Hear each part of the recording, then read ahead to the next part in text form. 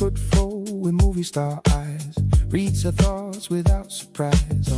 Owns a house before 33, works 4 hours, financially free. Kind and funny, bold yet shy, always knows the reason why. Everybody's scrolling the same old dream, different profile, same routine. Copy, paste another list, searching for a perfect mix. Sky high standards touching the stars, looking for astronauts driving sports cars. Every wish list reaches the sky, still asking why the good ones pass by. Sky high standards higher each day, everyone chasing the very same play. Maybe perfection never arrives, maybe real people make better lives.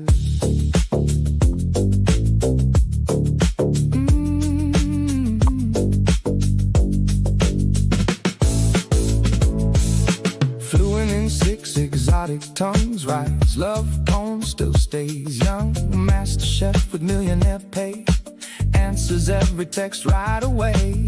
Adventure weekends every week, strong but gentle, humble yet unique. Never jealous, never late, apparently designed by fate. Another swipe, another clone, another prince behind the phone. Every bio starts the same, everybody playing one game.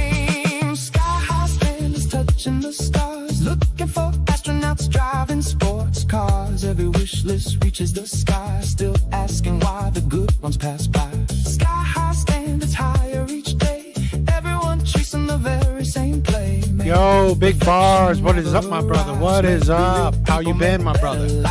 How you been? Alright, guys, what's up? What's up? Let's get started. Sorry I wasn't here Wednesday. I got home late, right, because of work. And then after eating, it was already late. I figured, it's whatever. It's not like, I mean, I know some of the people who do follow me regularly. Sorry for that.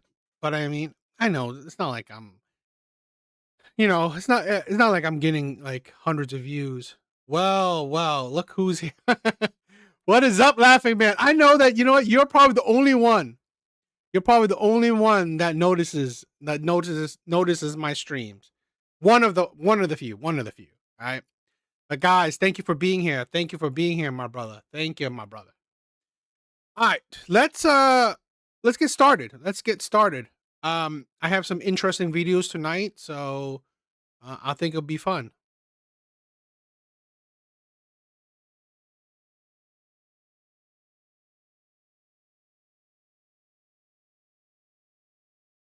Let's start with a police cam video.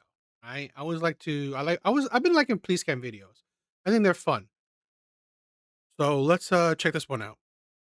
Hitting me.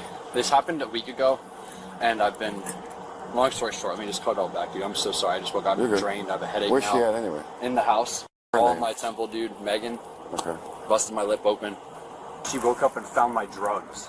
And I'm like, dude, all I have is my medical marijuana. I have a bag full of weed that's in my name. Right. They're like the ace that you can buy from the store. I have my med card.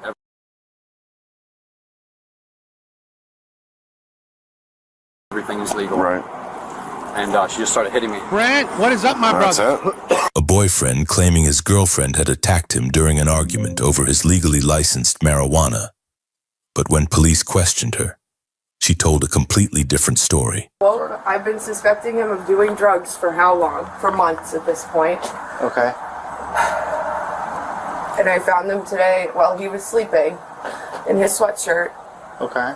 And I told him, I just laid back in bed. I called my best friend. I was like, I just found his drugs. Like, I don't even know what to do right now. You can see in my text, like, I'm not even going to say anything. Then he woke up. And I said, hey, I found your ketamine, and I flushed it. And he told me, you're insane. Yeah, that's him. Okay, keep going. I'm insane. I'm crazy. I'm too much. I should have broken up with you a week ago. And then he tried to leave, and I stood in front of the door. He threw me on the ground. He ripped my hair out. It's on the ground in there. There's smashed glass everywhere in there because he started getting upset that I caught him in a lie. Okay. I'm covered in blood. Like, I was being thrown onto glass in my house. Now police were hearing two completely different versions of the same incident. But then the boyfriend showed them something that could change everything. The license proving the marijuana was legally his. My bag of drugs she's talking about, by the way, and it's all my medical marijuana. There's no ketamine or anything. It's literally medical marijuana in my name, which I have my license for too. In the back of the head multiple times. Yeah, I can see it's red right here. Yeah, because he. And where in the back of the head? I don't even know. You need medical attention? Is there anything in the back of your leg right here? Yeah, there's blood all over me right here. So who was telling the truth? And what really happened behind that closed door? 10-12 with the milk. I've said this many times.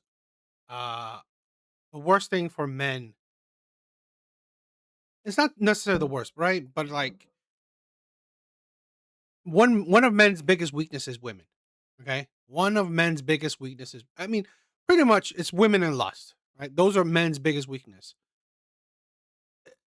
It's if men are going down, it's usually a lot of times it's women.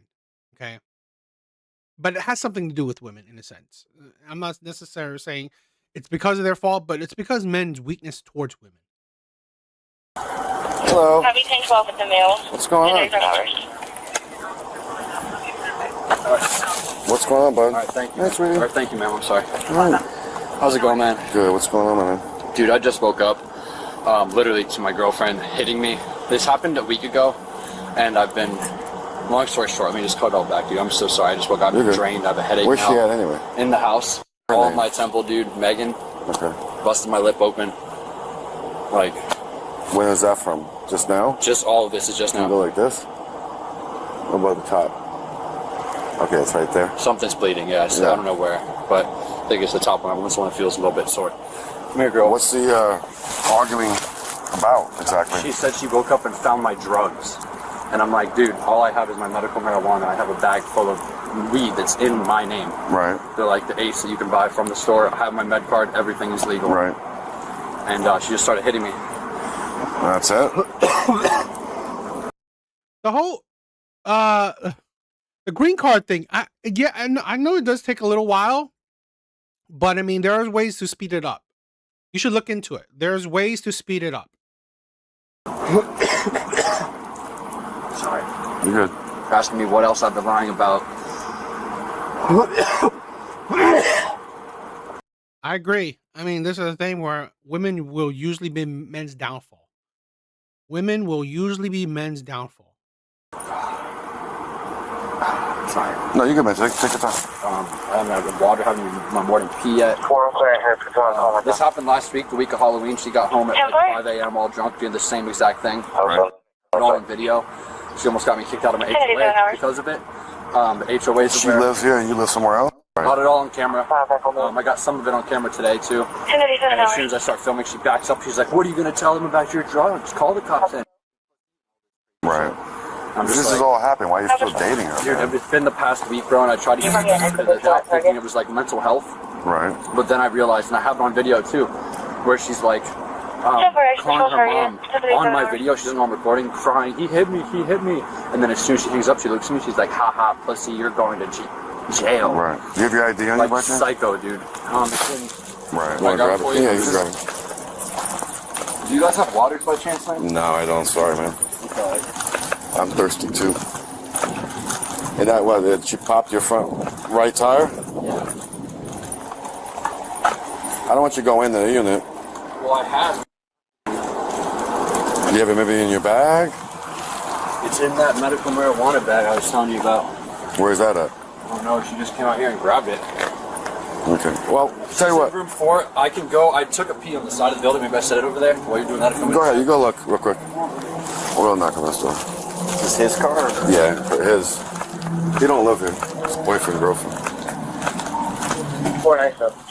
I said, "Hey, I found your ketamine," and I flushed it. And I slashed his tire. Why would you slash his tire? Because he beat the shit out of me. Okay, but could have called Beat the shit out of you? You really don't look like you've been beat the shit up. us. Could have called us, but that's another You know, There's also a shitload of drugs in the back of his car. That's fine. But one wrong doesn't make another wrong. You know what I'm saying? I hear you. Can you show us inside real quick, man? What you're talking about? Where's Kimball going? 44? It's my ID, dude. That's good. Alright, bro. This is my bag of drugs she's talking about, by the way, and it's all my medical marijuana. There's no ketamine This video was weird, right? How this guy's editing is weird. or anything. It's literally medical marijuana in my name. Just yesterday. Okay. It's just a reoccurring pattern, dude. I told my HOA that I was going to leave her. Last week on Halloween, she did this. She showed up at 5 a.m., hitting me, destroying my house. I didn't leave and I didn't call the cops because I thought she was just wasted. How long have you guys been hanging out? Or 6 months. dating? 6 months? Way too short to be doing any of this. So you've been 6 months you've been together? Yeah. How long have you been living together? No, we haven't been. Do you live together right now? Yeah, there's blood all over me right here. Whose place is this? This is her place. Okay. Bro, you knew that this woman was crazy before. Alright, only 6 months and she's this crazy? See this, guys? So this is only 2 seconds. You see this? Every time I start filming, see, you're a pussy. You're just accusing me. Just popped my tire. All of this, Megan Day, she lives here. And every time I start recording, she like runs inside or calls me a pussy. Saying you got hit? I'm bruised all right here. He smacked take a me and picture. punched me in the back of the head multiple times. Yeah, I can see it's red right here. Yeah, because he... And where in the back of the head? I don't even know where... You need medical attention? Is there anything in the back of your leg right here? Yeah, there's blood all over. This is a thing where we definitely got to create an episode of talking about women's crazy mental health. Women are honestly on another level of insanity. Over me right here. Off the bed at that time. Tell me look. Ran to the door. And Need medical attention? no, I mean, no. Trying to make my life hell is what it seemed like. She's like letting my dog out of the house off a leash, telling me I'm a pussy, that I'm gonna go to jail for drugs, and like all this crazy shit. There's welts all over my backside from him throwing me on the ground. Okay. So what happened once you tried blocking? How did we get the broken glass in there? That was, dude, that's how I woke up. All of that was already done. Like, she woke up, I woke up to, there was glass, weed, water, I and am worried about hair myself. on the ground when I woke up. And I was like, Hair on the ground. But I need like, you guys to look piece in the looked like back a of his weave. truck, 'cause there's Like a packet piece of a full weave. fucking drugs in there. So you didn't put your hands on her at all? no, I did whenever I pushed her on, when I was in bed and she was doing all of this, I moved her. Like, I was like, get off of me. What are you doing? I never hit her. I never once grabbed her, anything like that. So you Or saw the simply glass Did was it already grab broken? me? Move, Oh, yeah. that's fucking hilarious. Glass was already broken, hair was on the ground. I pushed her, I did move her, like, get off of me. And then I moved her out of the way whenever she was in the door. I'm raised by women. That's one thing I do not do, is hit or abuse women or have. Right, but she's got cuts on her and she's got marks on her. So I'm trying to understand what's going on with those. She's got marks on her chest. She's got marks on her arms. So I have no idea. I do, like I said, I have videos of. I'm not what she asking did about a the week videos. I'm ago. just asking you right now what happened. I don't want to. I don't know. I did not do it. I did not see her harm herself either. But I'm just saying that could be a possibility with her mental health and what's going on right now. That's all I'm saying. Do you have any mental health issues? There's welts all over my backside from him throwing me on the ground. Okay, no problem. We're aware. We're going to document everything. Did you provide him ID? Yeah, he's got it. He's got Did the you get his ID? No. Yes, Yeah. ma'am. Oh, yeah. We're talking to him right now. Don't worry about him. Worry about yourself right now. I am worried about myself, and You need any medical attention? no. But I need you guys to look in the back of his truck because there's No, we can't a do packet that. full of fucking We can't do drugs that. in It's there. not how it works, ma'am. Okay, well, there's ounces and ounces of drugs in there. Okay. Well, unfortunately, we Why can't is she just search so people's property. why is she so worried or so concerned about getting him like arrested on drugs or something? It's like she's really fixated on his drug use, which is medical marijuana. Like that. It's not how it works.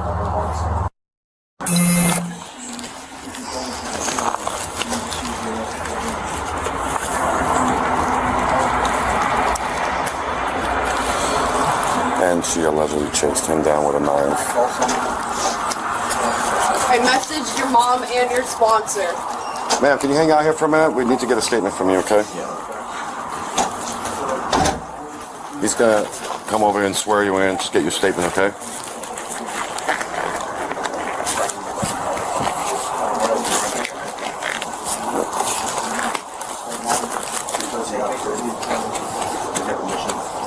Approximate citation. 3 hours.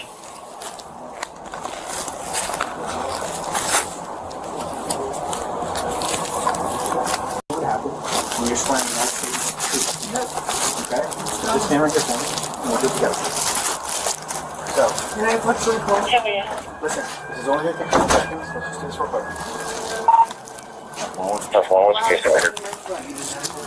No, this, like for what? The scratches on me, the bruises. I don't know what is because it? I don't I'm know. just I don't know what kind of. asking, What are What are they gonna do? I don't know. I Give me can't that. ask. You understand? I can't feel it. I can't feel what you feel. 16,455. That's why I'm asking you. You need medical attention? 16455. Okay. So just raise your right hand for me. State your full name and date of birth, please. My name is Day. I was born on September 6th. Okay. Do you test the testimony? You give me the truth, the whole truth, and nothing but the truth. Yes. Okay. So I'm going to tell you kind of what I got from what you speaking to my partner about. Then you please fill in and provide me your statement. Okay. From what I gather, some point this morning, you located some drugs which you believe to be ketamine. You thought he's been hiding for a long time, so it upset you. So you confronted him when he woke up, right? And at that point, you're saying that a scuffle took place. We woke up. He got out of bed. I was naked. He was wearing pants. I put a robe on. He tried to leave, and I told him that I flushed the ketamine. And he started smashing glasses all over my house. And I stood in front of the door. He threw me on the ground. He ripped my hair out and continued to fight me. Your real hair, or is it like an attachment? It's my real hair. Okay. Can you show me where it's ripped? I don't know where it's ripped, but I can show you the chunk on the ground. Okay. So keep going. He smacked me in the back of the head and the face a bunch of times. I have blood on me from being thrown onto the glass on the ground. I have blood all over the back, all over my ass, because I was naked when this was happening, trying to keep him from leaving my house so we could talk about it like normal adults. Okay. Did you at any point call us?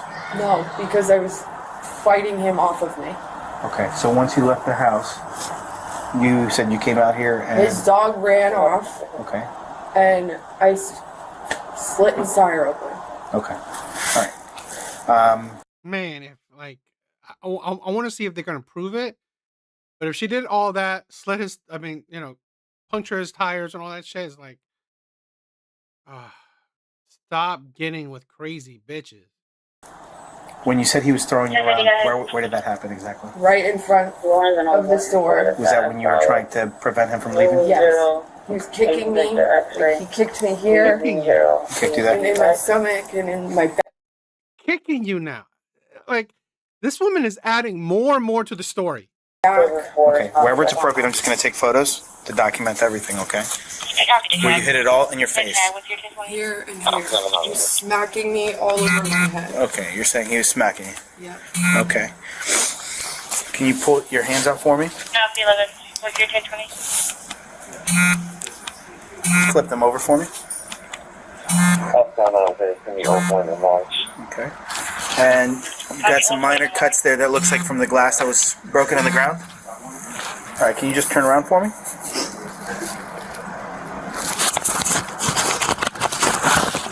Do me a favor, just put your hands behind your back. What? Ma'am, do not resist. You've been placed under arrest.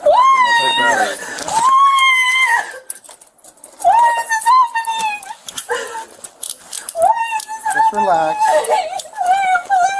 That was smooth.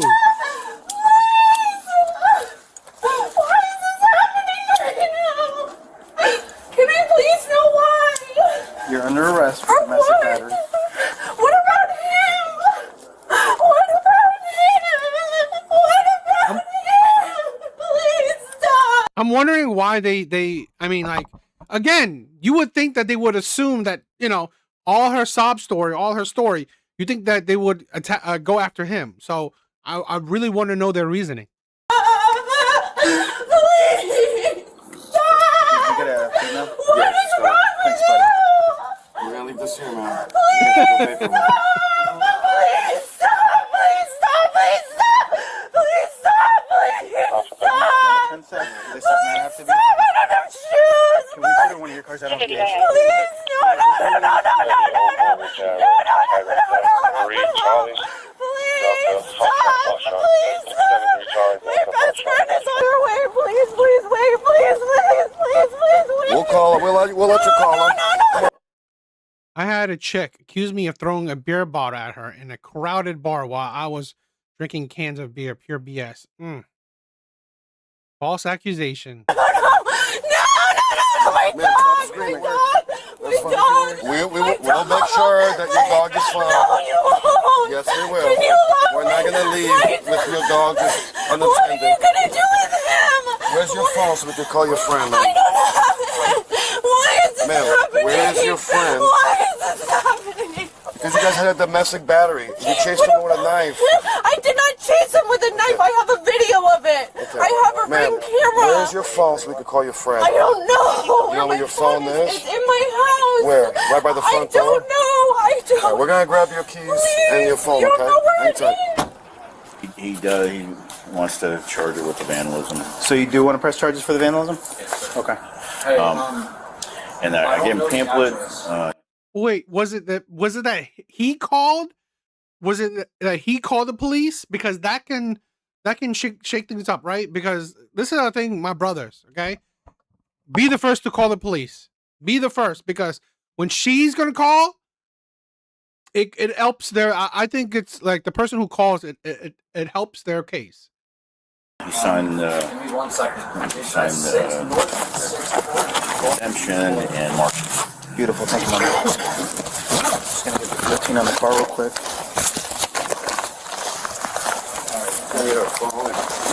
Okay.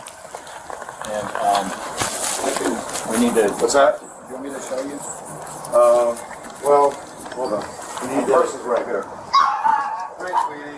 What year is this car? Mine? 2014. We talked to her about.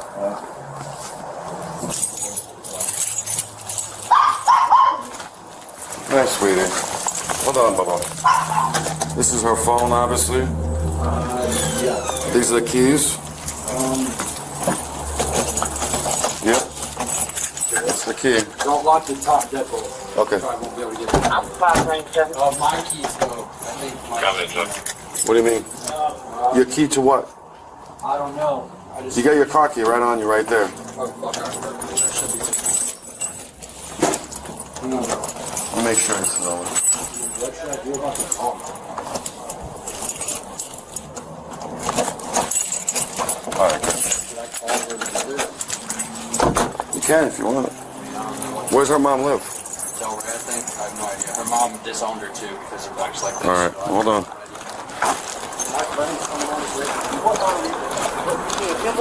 My car. You want to actually put your car next to mine? After you search it, put it in your car because you're gonna have to take it to the station and do a better search. You're just gonna have to pat it down here. You know what I mean? All right. Because you got to search her on camera in booking anyway. Okay. She's got a female police officer question. What does she want me to call? She said she has a friend coming over. Well, ma'am, who can I call for you, ma'am? You want me to call? Is it The top one. Ty? No, call Brianna? Ty. Ty? Ty. Who's that? My best friend. Okay, let me call. She's a police officer. Okay, let me call. She's gonna talk to you.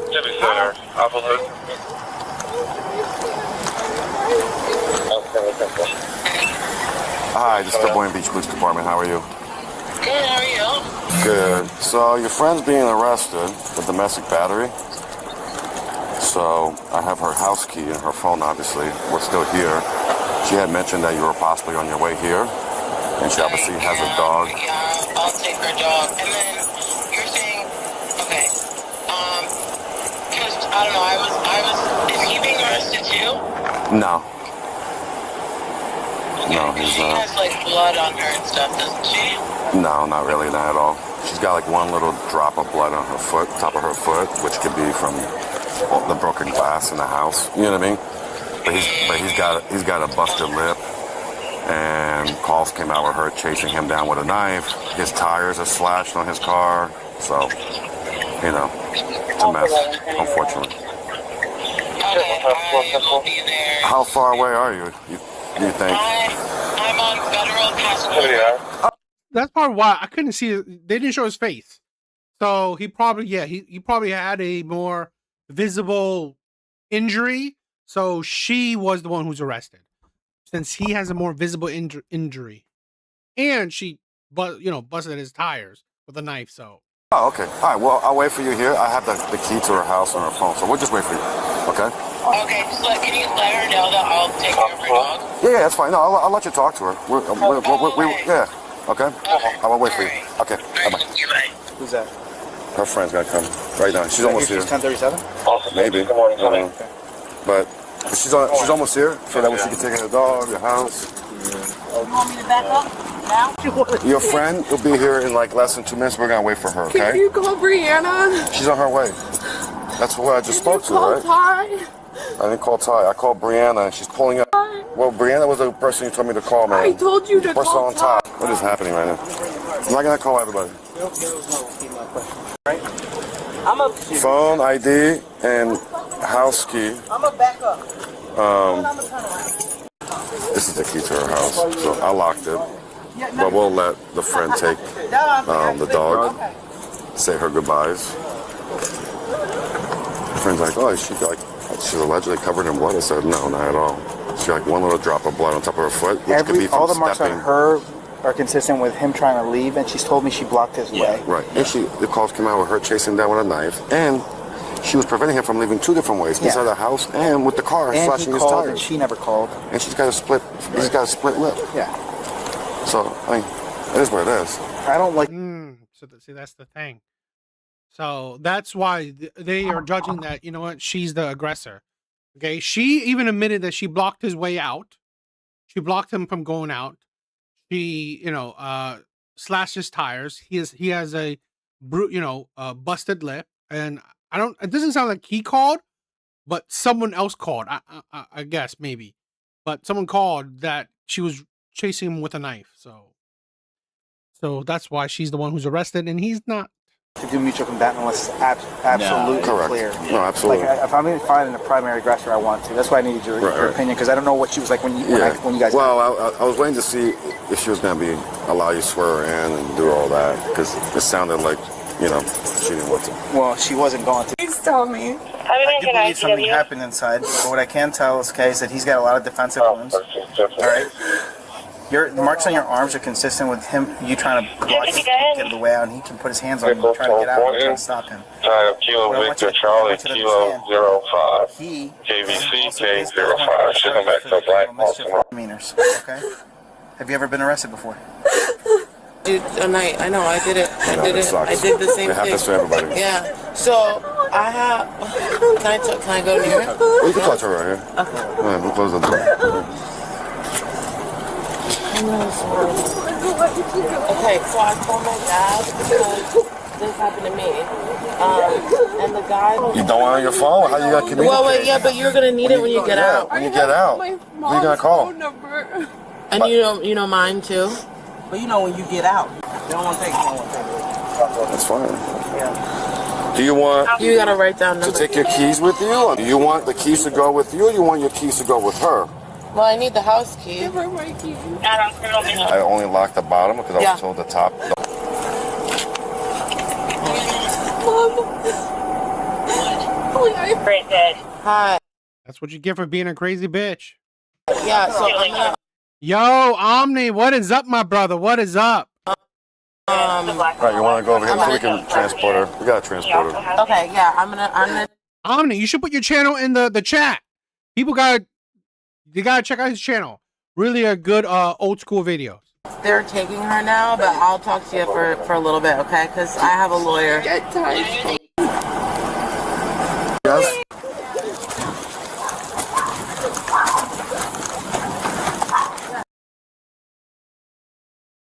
Yeah, don't fight.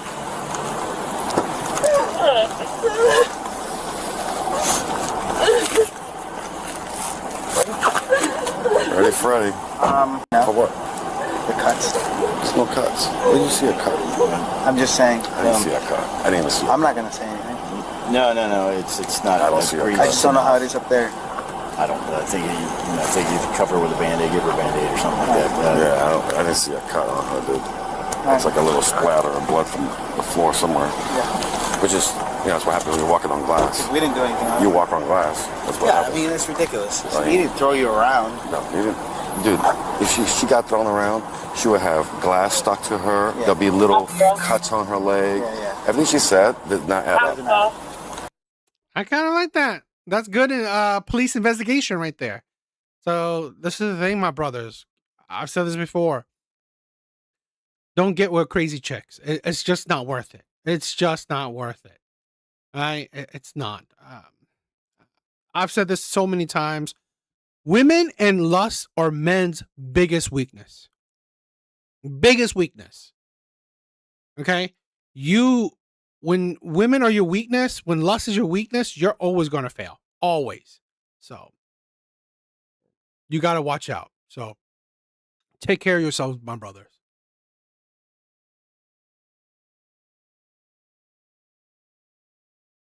You know what? That's why, we got to record things nowadays. We definitely got to record things nowadays. All right. I want to check out this video. I came across this, right? And I kind of wanted to talk about it. This seems like it might be interesting video. Why some women hate men. So let's check it out. When my daughter was in kindergarten, I sometimes volunteered in her classroom. One day, as I was organizing paperwork in the back of the room, the teacher gathered the students to the rug where they sat cross-legged at her feet. As she talked to the class, a wiggly boy in the front named Jack tapped her foot gently with his foot. She said, "Please don't do that." And he stopped for a minute, but then tapped her foot again. She corrected him again, so sternly that it caught my attention. The third time that he tapped her foot, she lost her temper, chastising him severely and yelling at him that he was being defiant. Another time when Okay. I swear to God, it's like some like adults, they want to it's not micromanage, but micro observe every little thing. Okay. It's like I've seen girls do that to other girls. If a child's not really interested in interacting with another child, they'll do that regardless. It doesn't matter about it's a woman or it's a girl, it's a boy, it doesn't really matter. I was in this kindergarten class, I was helping the kids as they did an art project drawing animals. Suddenly, I heard the teacher scold a boy, "Chase, what are you doing? Goats are not purple. Start over." I was stunned. The teacher was young and friendly, and she was always really nice to me and very kind to my daughter. What I and other parents noticed over time was that this teacher often exploded disproportionately at boys. And remember, these were 5-year-olds. This is a thing where we're not in these classrooms, okay? We have to understand that predominantly teachers are women. And let's be honest, we can't necessarily 100% trust women too, right? Just like women say they can't trust men, well, could you trust women? Because we don't know how women are actually teaching the next generation. We don't know how women are dealing with actual boys, right? With boys. We don't know how they're teaching boys, how they're interacting with little boys. And we do know that a lot of women are implementing their ideology, right? They're putting their ideology onto the kids, or they're teaching with their ideology as the basis. Barely out of preschool. They clung to their parents when they got dropped off at school. Some of them still took naps. So what was going on? Could it be that this teacher really didn't like boys? Or maybe didn't like men? More broadly, is misandry real? If so, it is 100% real. Plenty of women hate boys, hate men. I have so many videos, right, of women saying that if they find out that they are pregnant with a boy, they will abort. Plenty of women saying that it will be disgusting if they find out that they're pregnant with a boy. Plenty of women saying that they can't imagine having a boy. Plenty of women. Misandry is a real thing. Hateful women is a real thing. So, where does it come from? What are the effects? And what do we do about it? This video has the potential to be one of the most controversial I've ever shared, and I realize it might make some people mad. Some of you may think I'm not hard enough on men, and some might think I'm not hard enough on women. And listen, plenty of people out there will offer a hot take on misandry to get you riled up for battle. This is a thing where I don't care if people are hard on men. Go for it. Men aren't complaining that the world is hard on men. Men know it. Men know the world is hard on men. Both women and men are hard on men. Okay? Now, some men will complain about it, but here's the thing. Men understand the idea of survival of the fittest. Men understand the idea that, honestly, men have to persevere. Strength is a big thing in men. Artie, what is up, my brother? What is up? Battle in the gender war. That's just the Lindsay Clancy thing. Man, I may have to do more of that because women are crazy. Not who I am. My goals are clearer understanding and solutions to the gender war that are grounded in love. So stick with me. Let's see if we can figure this out. First, what is misandry? The word misandry is from Greek, miso meaning hatred and andry meaning men. And it's as straightforward as that. It means dislike of, contempt for, or ingrained prejudice against men, just as misogyny means dislike of, contempt for, or ingrained prejudice against women. So do some women really truly hate men, and not just dislike individual men who behave badly, but really hate men in general because they're men? Well, yes. And in fact, as I talked with people in preparation for this video, I found that many women felt more general anger at and even dislike of men in general than I expected. They described feeling conflicted about it because they loved their own male family members, but their anger at patriarchy and so many bad experiences with so many men, both personal and large-scale societal, had started to add up to negative feelings toward men in general. If that's you, you might already be feeling defensive. So let me establish a couple of things. You know, I'm going to have to talk more about this whole patriarch thing, right? The whole patriarchy bullshit that women love to spew. Oh, I hate the patriarchy. I hate the patriarchy. Really? Really? It's like, it literally has given you the world that you live right now. Go get an island, right? And build your matriarchy. Go build a better world then. Right off the bat. Misandry, hatred of men, and misogyny, hatred of women, are both hurtful, but they have not caused an equal amount of harm in our world.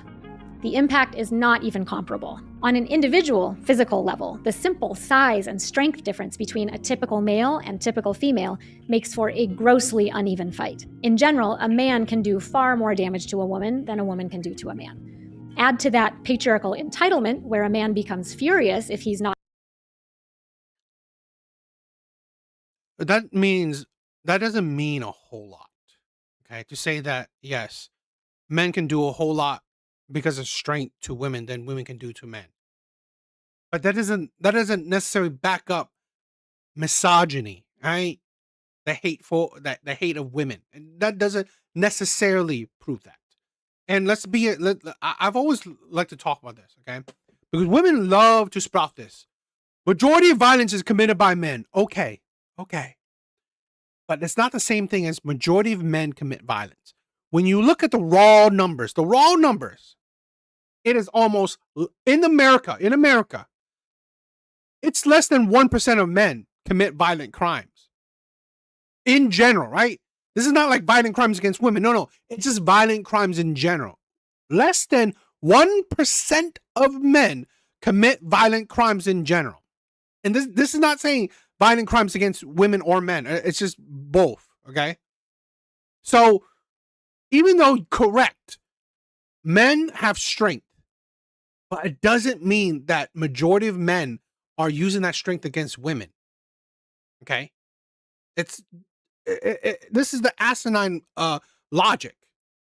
This is why the amazingness of men, even though men have this strength to, conquer women, to hurt women, majority of men do not. Majority of men do not. Obeyed or shown the deference that he thinks he deserves, and you get a world where, as Margaret Atwood said, men are afraid that women will laugh at them. Women are afraid that men will kill them. Men have never been afraid that women will laugh at them, right? I've never heard of men being afraid that women will laugh at them. Okay. This is a thing where a lot of women don't realize that they don't even care about what men fear, right? What men fear in life. Men fear that no one will love them. Men fear that they will become useless to this world. Okay? Being laughed at, ridiculed, such a fucking small ass shit. Okay? It's so belittling to say that men are afraid that women will laugh at them.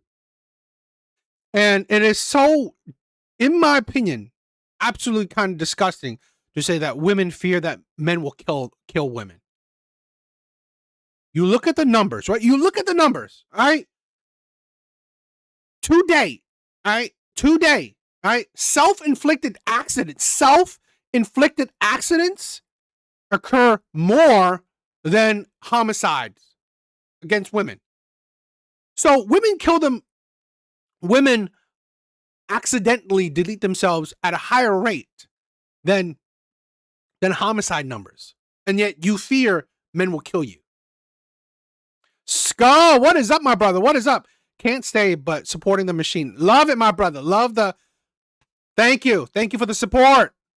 The data bears this out. In 2019, in the United States, there were 477 men murdered by women, and how does the data supports that? 400. There were 477 men murdered by women. 1,647. 1,647. You know what the population of women is? The population. Let me double check. Let me double check this bitch.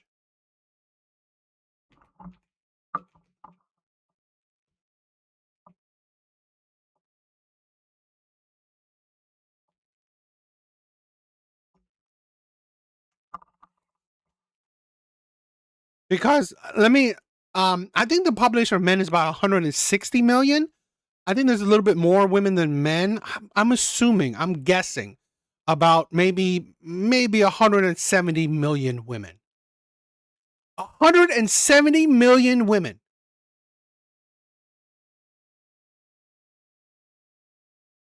Yeah, okay. About 174 million women. That isn't even 1%. That is what, 0.0001% of women? How is the data supporting this? That is like you're talking like, I don't know, 10 million women are killed by men. You see the fear mongering, right? You see the fear mongering. The data doesn't show, right? The data doesn't support women's fear of men. The data doesn't support that. If 1,600 women were killed by men, and the population of women is 174 million women, the data doesn't show that men are that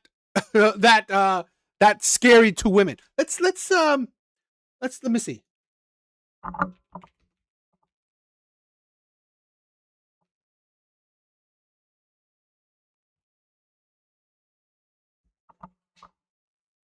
This is why I hate a lot of women's fear mongering.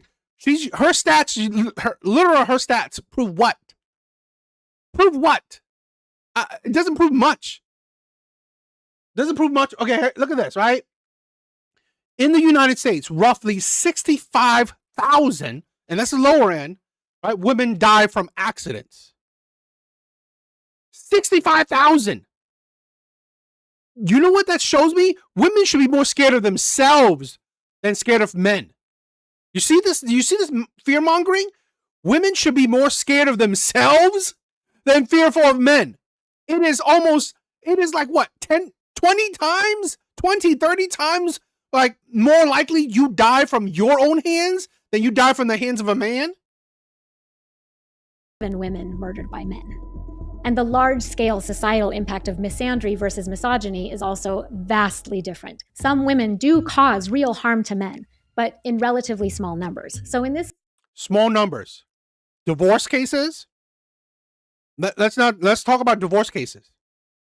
All right, 70% of divorces are filed by women. I'm pretty sure that's not love, right? I'm pretty sure that's not love towards a man. way, misandry is like a destructive bacteria that a few people pass on to people they come in direct contact with. Misogyny, on the other hand, is like a destructive bacteria that made it into the world's water supply. Destructive bacteria that made it the water supply, where about 1,600 women in 2019 died by the hands of a man. 1,600. A virus in the water supply. You see the fear mongering of women? Again, women are more likely to die by their own hands than the hands of a man, and yet misogyny is such a disgusting thing. It's like a virus in the water. The impact is exponentially different. And by the way, if you meet a men's rights activist who argues that misandry is systemic, that men are more oppressed than women, simply show him this photo or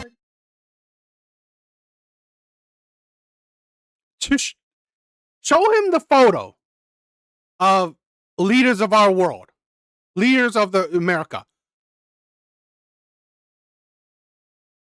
How does that prove anything? How does that prove anything? To be honest, how is that? A man leading does not necessarily mean that, misandry isn't a thing. Because plenty of men, right? No fault divorces was, established by men. Right? Or by a select few men that honestly targeted and hurted other men. This photo or top richest people. Right? Top richest people. Now, let's put in a photo of what the richest women. Guess what the richest women have, right? Guess what the pictures of richest women would be? It's either through inheritance or divorce. So you got money both ways through a man. Either inheritance from your father or divorce from your husband. Sounds like this right here, self-made millionaires, Elon Musk, Jeff Bezos, right? A lot of these people, Mark Zuckerberg, are self-made billionaires, right? While women, right, are not self-made. They got it through men, divorce and inheritance. Men who did it on their own, women who pretty much took advantage of men. Seems like misandry is more of a thing. It seems like, the results of misandry or the results of women is more of a thing. This photo or the most famous artist? I mean, these photos. Literally, I see a woman right there. It's like, what? Like, you see that the narrative that a lot of these women want to put. As historian Gerda Lerner said, throughout history, men have been oppressed for many reasons: their race, their religion, their social class, etc. But women have also been oppressed for all of those same reasons, and they have been oppressed because they are women. Men have also been oppressed because there are men who go to war. Who die on the battlefield to protect your rights? Who dies on the battlefield so you don't be R-worded pillaged, and destroyed. Men do. Men do. Men are sacrificed on the battlefield for you to now, have your delusional feminist viewpoints. Repeat, the impact of misandry and the impact of misogyny are not even close. Literally, nothing. None of the images she showed you any impact of misogyny. Right? None of the images she showed you the impact of misogyny. You see how disgusting these women are. You see how disgusting they are? Because a lot of these men, right, built their careers themselves. Let me. What was it? Was it this one? Or these. You know this man, Van Gogh, died poor.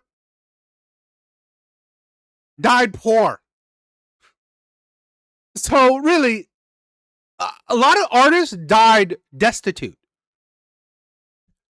Misogyny right there. Misogyny. They died, right? Not in a great, not like they were like rolling in money and like, they lived a happy life. He lived a terrible life. A lot of these artists live terrible lives. That's not misogyny. Women are disgusting. Ridiculous instance of false equivalence to claim otherwise. And with all of that said, girls and women do really harm men sometimes, and that matters to me. Feminist activist Audre Lorde said, "I'm thankful that one of my children is male, since that helps to keep me honest. Every line I write shrieks, there are no easy solutions." Audre Lorde loved her son and wanted his precious soul to be safe and to flourish in this world, just as I feel about my son and all the boys and men. I hate when feminists have sons. I really do. I to be honest, I hate when feminists have children. I really do. Like if I can do anything, right? If I can do anything, I wish I could impart onto men. Stop dealing with these disgusting feminists. Let them go extinct. In my life, and boys and men in general. So today we're going to take an honest look at misandry through 4 representative examples. Think about whether you've seen examples like this in your life, and then later we'll analyze what's going on. First, a fictional example. In Charles Dickens' masterpiece, Great Expectations, a young orphan boy named Philip Pirrip meets a woman named Miss Havisham and her adopted daughter Estella. Miss Havisham hates Pip, and she encourages Estella to break Pip's heart. You can break his heart. Why did Miss Havisham hate men so much? Second, a real-life example. Not long ago, one of my nephews was on a Zoom call with his middle school classmates, and a girl started writing in the chat that men, implying all men, were horrible and abusive. My nephew had never heard anything like that before, and no doubt thinking about his dad and his grandpas and his brothers and uncles, ventured in confusion, I don't think all men are like that.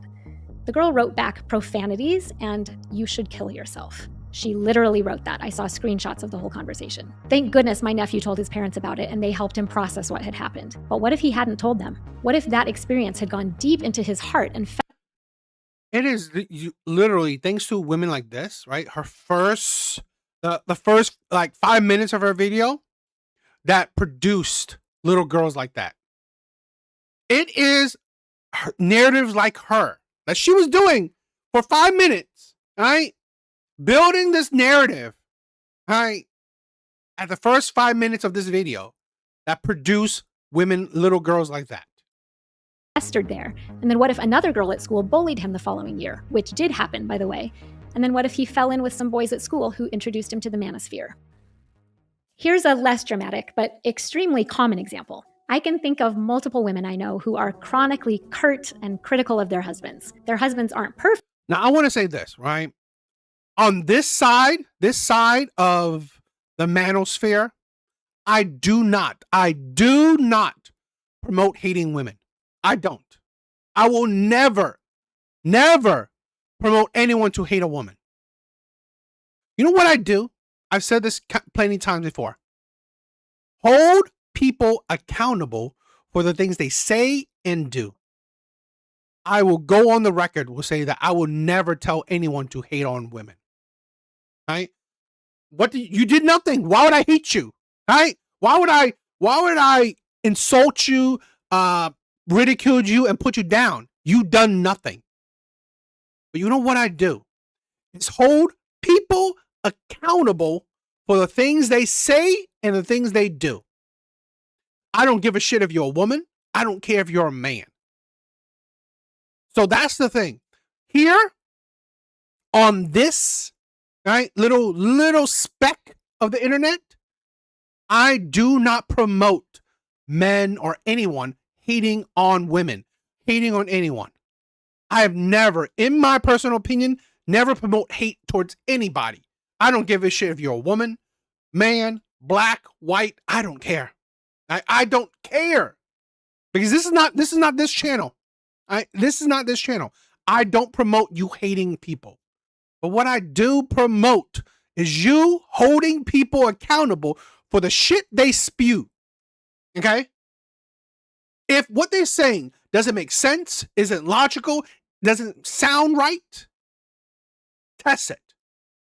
All right? Test it. Criticize it. Critique it. But respectfully. Respectfully. This is what I've always done. Always done. I don't promote hate. I don't promote hating women here. But they love their wives, and they... She doesn't. Right? My girl does not walk all over me. But here's the thing. But this is why I don't promote hate. Because I have a daughter. Right? I have a daughter. I have an amazing mom. I have great sisters. I have a girlfriend I love that I want to marry. Why would I hate women? There's not an ounce in me that I will say I hate women. Now, I've said this before. I've been on record saying, when it comes to my entertainment, right? My TV shows, my movies, my comic books, or my mangas, or whatever, I'm kind of sexist, right? I like a male lead. So I'll say that, but I don't promote hating women. Do their best to make them happy. The wives just seem to be seething with resentment.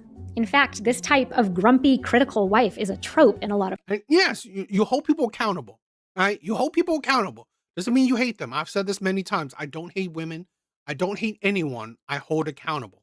Cultures. Where does this I'm calm, my brother. I'm calm, right? stereotype of the angry woman come Why from? are you I know so multiple men serious? who were profoundly wounded by their mother's angry, volatile behavior in their childhoods. Then, just a few weeks ago, I was talking with my friend Shirley Draper. Shirley's kids are grown now, and she shared with me that her sons had come to her recently and given her some feedback that was really hard for her to hear. She told me I could record her story to share on this video. I had 3 sons, and I just felt like that I was constantly trying to make sure that they understood, this is, men have this privilege and what a disgusting woman. This is why I say I blame the fucking father. I blame the father. This is what happens when you procreate with a feminist. Having 3 sons, and she is poisoning her 3 sons, right? With this feminist hate. You don't take advantage of that, and you shouldn't expect, anything special because you're a man. But then more than that, it was the conversations I would have with my friends, or that my boys would overhear, or, anything that would come along. So somebody would talk about male privilege or anything, and I, of course, had a lot to say about it. And so it really showed up in a way to my son as man-hating. And it showed up even beyond that as his inherent trait of having a Y chromosome was bad and wrong, without having any kind of productive or helpful male role model, was very harmful. Oh, I get it. This bitch was a single mother. This disgusting ass feminist is a single mother. I will die on this hill. I will die on this hill. Single mothers are the worst. They are the worst. Absolute disgusting human beings. To him. And so, we had a conversation not that long ago where he said to me, I need you to understand what it was like for me as a man to be raised in a man-hating household. I know Shirley, and like all mothers, she loves her kids, and she... Like all mothers, she loves her kids. Tell that to Lindsay Clancy. You see how the stupidity of women like this? I will hold these women accountable for the disgusting things they say.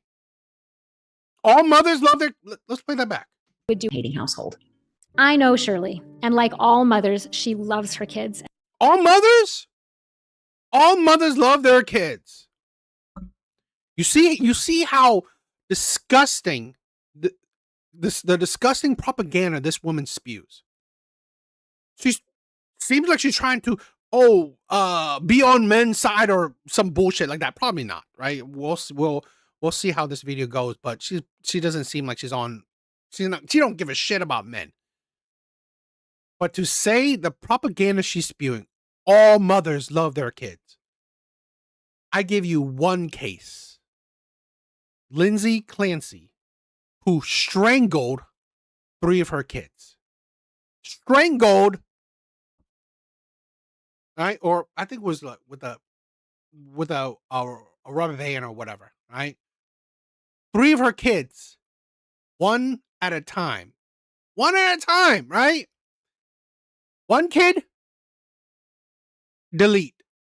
Next kid, delete. Next kid, delete. That's the motherly love for you. That's motherly love for you. And I have videos. I have videos, right? YouTube shorts of women saying that they can be just like Lindsay Clancy. The woman who deleted 3 of her very, very young kids. I think the oldest was 5. These aren't like these are kids still in their cute age, right?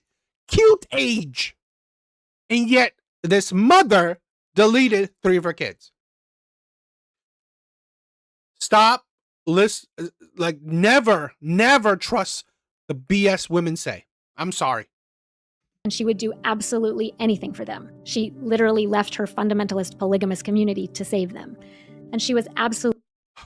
Polygamous. Fundamentalist polygamous. God. Absolutely devastated to learn that she had hurt them. Where did her hatred of men come from? She'll tell us in a minute, and it's a powerful insight. But first, let's circle back to all of these examples and figure out what's going on underneath. Miss Havisham. What on earth did this lady have against sweet little Pip? Well, Miss Havisham had been engaged to a man who pretended to love her, but was secretly conspiring to con her out of her fortune. And then he jilted her at the altar. She was so heartbroken by this man's cruelty that she stayed stuck in time at her abandoned wedding, literally still wearing her wedding dress. And that wound turned into hot, infected rage at men in general, which she took out on poor 7-year-old Pip.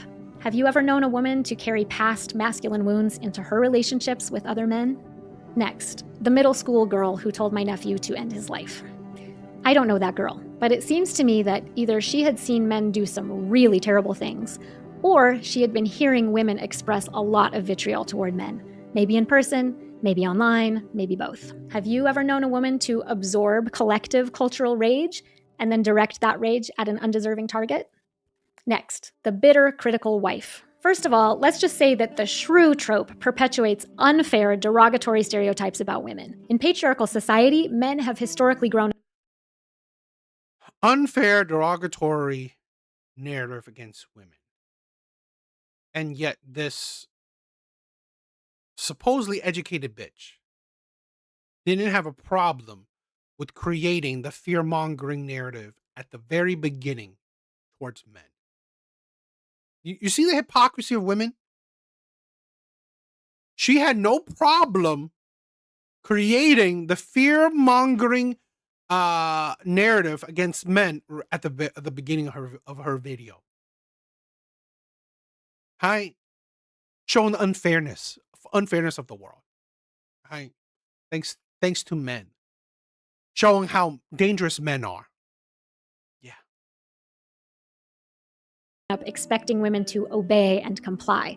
So a woman who simply has her own opinion would be perceived as difficult. But even if this woman is legitimately mean to her husband, have you ever known a woman who was told her whole life to not ask questions, to be quiet and small, who sacrificed her career and her individual growth and development so everyone else in her family could pursue theirs? Have you ever Everyone else in her family can pursue theirs. Do you think a man's dream is to slave away to provide for a family? Right? That's men's dream. Men's dream are kind of degenerate in the sense that he would rather be rich with many women, living the lavish lifestyle. Okay.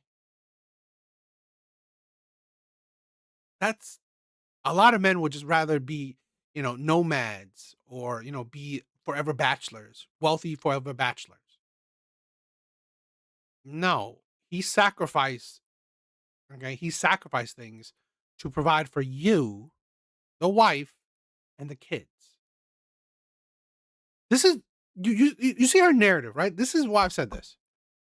And her individual growth and development questions to be quiet and small, who sacrificed her career and her individual growth and development so everyone else in her family could pursue theirs. This is why women like this, okay, narratives like that is exactly why I say modern day women do not qualify for traditional relationships. My brothers, right? If you're an average man making an average earning, women do not qualify to be stay-at-home wives or stay-at-home mothers. Women need to work. Women need to provide. And here's the thing. I'm going to hold men accountable too. Men need to participate in the childcare and the domestic work. Right? Take care of your home. It's your home. Take care of your kids. They're your kids. That woman will not have anything to complain about. You can't complain, you took away my dream of being a career woman. No, bitch, you can go for it. Be your career woman self, because we have bills to pay, right? We have plenty of bills to pay, and I don't want to overwork myself. So I want time for my kids, right? And I want time for my hobbies, right? And I don't mind cleaning my house. I don't mind taking care of my own house. Have you ever known a woman who was financially dependent on her husband to the point of having to ask for an allowance and had no real vote or voice in her religion? If so, can you imagine why such a woman might feel a little resentment? Does it make sense that if this woman had never been taught what to do with that resentment or been given any tools to communicate it, that bottled up frustration might leak out or explode at the men closest to her? Are you seeing a theme here? What if the root of misandry is actually misogyny?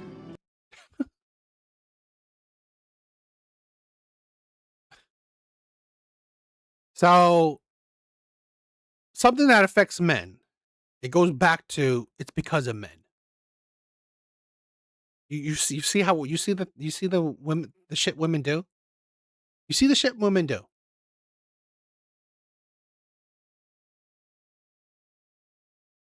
I'm really tired of women. Women in general. I'm tired of feminists, right? I'm not saying I'm tired of women. I'm tired of feminists. I really am. You see how she made it circular, where misandry is a bad thing, but you know why? Because misogyny. Just think about it.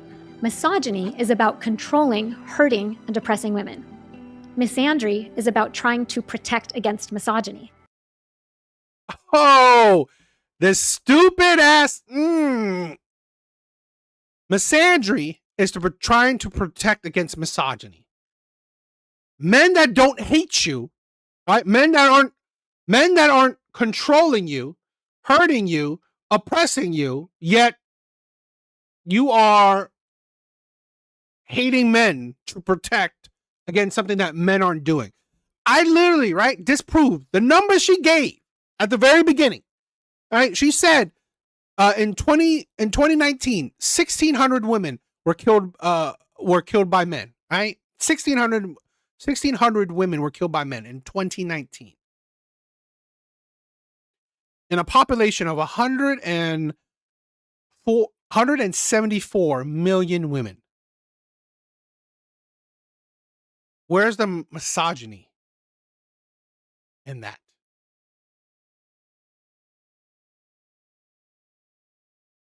Reverse the roles, follow her logic, her own. It's like really ridiculous. Misandry is a response to the harms of patriarchy. Misandry is the harm of patriarchy. Really.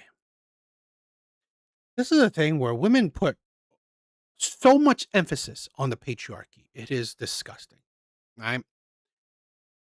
This is something that women will never be able to understand. There was a point in time, okay? Why do men need to be the leader? Because men keep other men in check. Men keep other men in check. She literally said, okay? Men have strength over women. Men have strength, right? Men have innate strength. Women don't. So when it's women versus men, what's going to happen? What's going to happen? There's no patriarchy at all, right? In a world, in the jungle, on this island, in this forest, whatever. There's no patriarchy at all. No patriarchy at all. A man, a woman. What's going to happen? There's no patriarchy. That woman, right, will be destroyed, will be used, could be violated. This is why, right, one of the things, you introduce another man. Another man, a man that protects women. Right? He stands in the line of fire for women. He stands in line. You know these wars that we've had throughout life, and this is the thing. Again, it's a reality. You won't be able to stop a war by not going to war, right? You can't stop someone else from taking your shit by not doing anything. Wars are inevitable. Battles are inevitable. We don't live in a utopia, right? I can't go to your house and say, please, can I have your shit? Can I have the things in your house? And you just give it to me. That don't fucking make sense. Right? I can't just come to your house and say, can I have your car? Can I have your jewelry? And you'll just give it to me. No. You would not just do that. Right? You won't just do that. You won't just give me your car out of the kindness of your heart. Right? So wars are a necessity to protect what is yours. To protect what is yours. And men have to stand in the line of fire to protect the nation, the world, or whatever that is his, the home that is his. So now, my friend Shirley Draper, whose son told her it had hurt him to grow up in a man-hating household. I was born and raised FLDS, which is Fundamentalist Latter-day Saint, and it's the group that practiced polygamy with, infamous Warren Jeffs at the helm. So my context for this conversation is about being raised in this really overtly patriarchal, misogynistic society, being raised with these messages that were so contrary to my soul, and then learning to come out of that and trying to fight against it in a way that I find out later isn't as effective as I wish it had been. My cultural history is one of high patriarchy and having different rules for men than for women. And so it started off with the entire setup, but I think in utero, where my dad was really abusive, physically abusive to my mom, really had a massive, massive impact on me. And so just my entire life, I remember chafing under these rules, separate rules for me than there were for my brothers, just because an inherent trait that was encoded in my DNA, and that was for me, the lack of a Y chromosome. That was literally the only difference between me and my brothers, and yet they had a lot more privilege than I did. It was very present for me from my first breath. My earliest memories are of a need to protect people who were being harmed, and also this rage about inequality, inequity. And so every time I'd see that, it would just make me so angry and made me also very hypersensitive to any whisper of it. to where a lot of times I would see it where it didn't really even exist. You know, somebody was trying to express care and it would come across to me as control. So yeah, that the hypersensitivity and the rage were ever present. I got this feedback that I was a man hater, and from my perspective, it was just, why? Because I'm not putting you on a pedestal and worshiping you? Is that what it means to be a man hater? And so I remember being told that a lot. You know, you think differently than others, and eventually I just. No, just think about what it means to be a woman hater. Exactly that. What it means to be a woman hater. What would you equate? This is the stupidity of a lot of women. I'm sorry. This is why feminists are the lowest of IQs. What would you think? Right? What would you equate to being a man, a woman hater? What would you equate? Not putting women on a pedestal as a man hater, as a woman hater? What would you equate? All right. How about talking down on women? How about insulting women?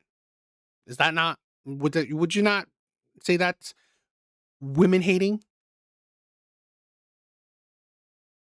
I just find it, this is the problem when women can't see the different perspectives. Okay. It shows low IQ, in my opinion. You can't see different perspectives. You can't see, you can't theorize other situations, other different, outcomes or other situations. Ended up thinking I'm literally the only one in the world who thinks this, because I kept getting that feedback. But I didn't internalize it. I didn't take it in that I was a man hater. Because, you know, for me, it was just like, no, I'm demanding of you what is due to me. And that doesn't make me a man hater. And you don't get to tell me that. You're demanding of you what is due to you. I mean, you're demanding of the other person what is due to you. What is due to you? What is due to you? It never occurred to me that my being a warrior and really communicating in violent ways was harming my child. And so, you know, I have to learn nonviolent ways of communicating. So one of the things that I've learned over the years of studying, you know, people that I want to be like, Brene Brown, you know, shaming is so violent. And so if I'm looking at the message that I'm trying to get across of here's what we need to change, if I'm doing it in a shaming way, automatically people are going to be defensive and digging in.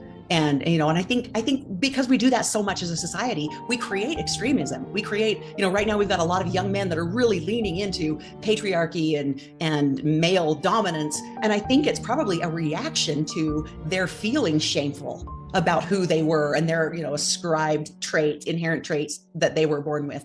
And so I'm thinking, you know, as a society, we can do so much better by having these gentler messages and these including and helping people understand, rather than saying, you know, you have so much privilege, you should be ashamed of that. That was something my son was born into. If I want people to have compassion for people who were born into polygamy, why wouldn't I want people to have compassion for other, you know, things they're born into, other privilege they have, just because, you know, I have. Yeah, she's definitely a trash mom. Have white privilege. I know that, right? So how do we have conversations about what it means and how we can do better, rather than saying you're bad? I can be a feminist. I can help people understand why the patriarchy is harmful without undermining and shaming and making someone feel like, you know, guilty for having been born a man.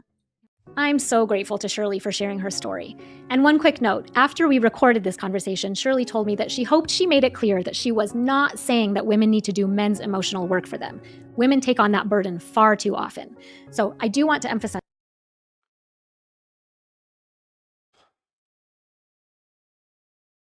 Stop protecting women. Stop protecting women. Stop it. Men take on that burden way too much. Stop protecting women. Men take on the burden of protecting women way too much. I just did a video. I just did a video of a black woman, complaining that, oh, she hates black men so much. All right. Black men didn't protect her when she was beaten up by another black man. Well, stop protecting women. Let them do it themselves. Men handle that burden way too much. Stupid bitches like this. I swear to God, I'm fucking. It's like, bitch. Then you know what? Okay, I agree. All right, stop handling shit for men. Men should stop handling shit for you. I hate these fucking women.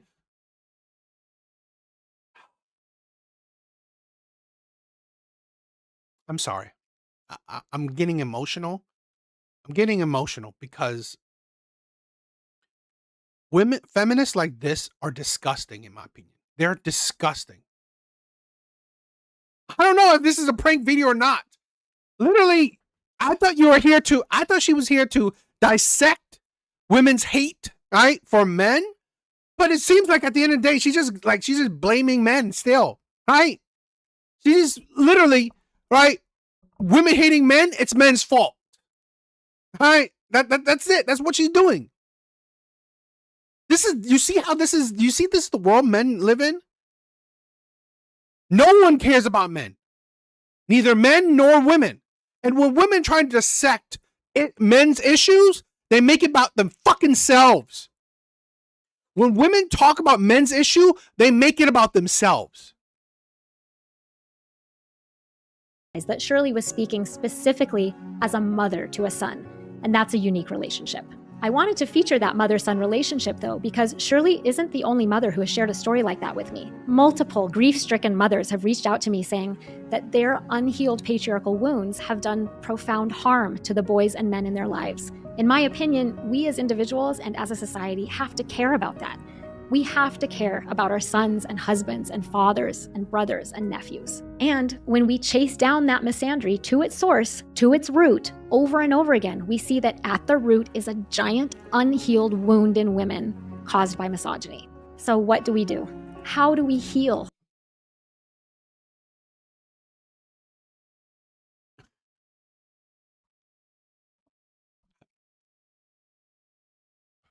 You know, I don't know. This shit like this is just disgusting. So that we break the cycle and pass on less trauma to the next generation. I have 3 practical suggestions, one specifically for men, one specifically for women, and one for everyone.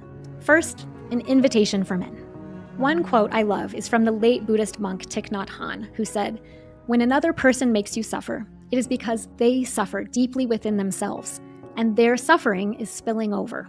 In that spirit, men, if you know a woman who seems upset a lot or seems to dislike men in general, would you be able to invite her to have a conversation with you where you just listen with the goal of understanding the patriarchal wounds that she could be carrying? These wounds might come from her childhood, watching her dad yell at her mom, or watching her whole community. Okay, watching her dad yell at her mom is patriarchal wounds. If a mom yells at her father, is that matriarchal wounds? You see the inconsistency in that logic. So if a woman is berating a man, abusing a man, if it happens, I'm not saying it does, but is that matriarchal wounds? She probably won't say that, right? She'll still probably find a way. Oh, it must be her father's father, right? Or her father, right? Your mother, her father, the patriarch. Like you gotta bring it back to a patriarchy no matter what.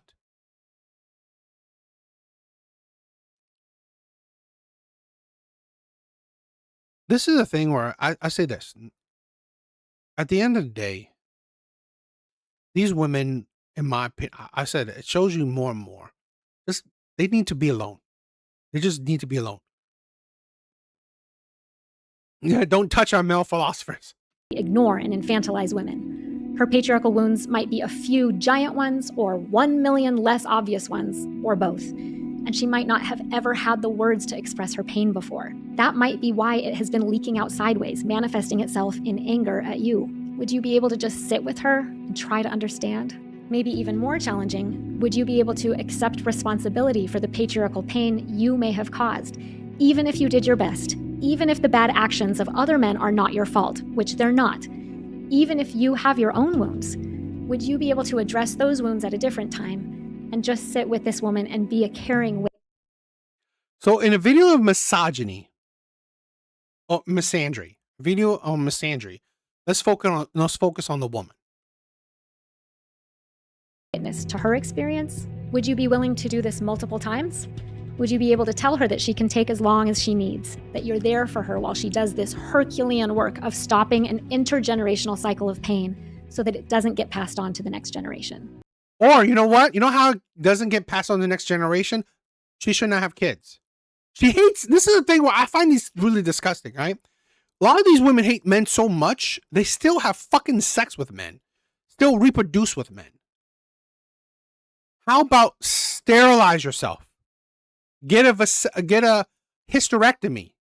Get a hysterectomy. You hate men so much. End the patriarchy. Best way to end patriarchy is you don't reproduce the next generation. You don't have sex with men. You don't marry men. Go fucking be with women. Next, an invitation for women. In her book, The Will to Change, Men, Masculinity, and Love, one of my great heroes, feminist scholar Bell Hooks, wrote, "To create loving men, we must love males. Caring about men because of what they do for us is not the same as loving males for simply being. When we love maleness, we extend our love whether males are performing or not. In patriarchal culture, males are not allowed simply to be who they are and to glory in their unique identity. Their value is always determined by what they do. In an anti-patriarchal culture, males do not have to prove their value and worth. They know from birth that simply being gives them value and the right to be cherished and loved." Women, if we are feeling animosity toward men in general, can we look honestly at the source of that animosity, whether that's individual men who have hurt us or systemic sexism in our culture? And then can we heal those wounds inside of us so that we can use our anger to create change in society, taking care to not mistreat the good, kind men in our lives? If a partner or son comes to us with hurt and pain that we have caused, can we listen without defensiveness and hold ourselves accountable for our actions? Can we make sure that we are extremely careful with our words and our energy around children? If our patriarchal wound isn't healed, it's not time to have a baby. It's not a good idea to become a kindergarten teacher. Can we show the world that the promise of feminism is true, that it's not a zero-sum game, that we can care about and support girls and we can care about and support boys? These things are not mutually... I gotta say, okay, in a world where the patriarchy, if men didn't allow it, you think feminism would still be a thing? How? Because we could see the results, right? We could see the results of, let's say, I don't know, like Middle Eastern countries where men don't allow feminism to be a thing. But yet, in a patriarchal world, right? Patriarchal society, men found it to be a good thing for women to be equal to men. Systemically. Now I kind of regret it. Exclusive. We can work toward a world where everyone can thrive. And now I have an invitation for everyone. We've all been harmed, and we all bring invisible wounds from our pasts and from our culture into our present relationships. It's part of the human condition, and patriarchy only makes it worse. But we can begin healing those wounds. You know, this is the thing where I hate this shit, okay? Show me the world. Show me the nation. Show me the part in history where the matriarchal leadership has defended its nation, its people. Show me. Show me the matriarchal world where it has produced good results for the people. Show me. Bitch, you would not be surviving. Right? You wouldn't be surviving if it wasn't for the patriarchy, for male leadership. You wouldn't be surviving. You could not survive, right, in the wild where there's no rule and order. The patriarchy is just literally order, law and order by male leadership.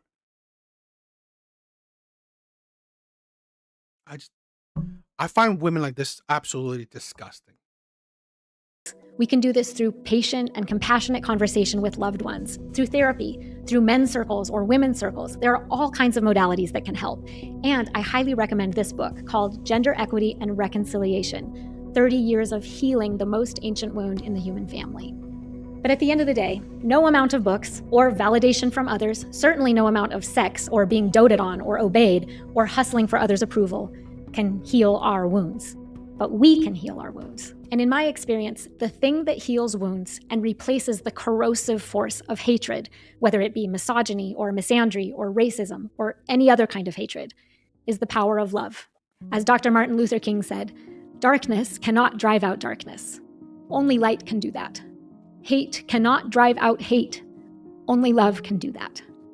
To illustrate this point, I want to close with a scene from one of my favorite movies, Moana. In the film, an island is becoming sick. Its food sources are dying as charred lava takes over the vegetation. Te Ka, a ferocious fire goddess, is destroying the island, and she attacks anyone who comes near. Whatever. What do you guys think? Women like this is kind of annoying. DA, I think the patriarchy too is a male to male accountability system with male enforcement. Exactly. Seriously. Like and you gotta imagine this, right? In a matriarchy, who's controlling men? Women? Who's keeping men in check? Women ain't keeping men in check.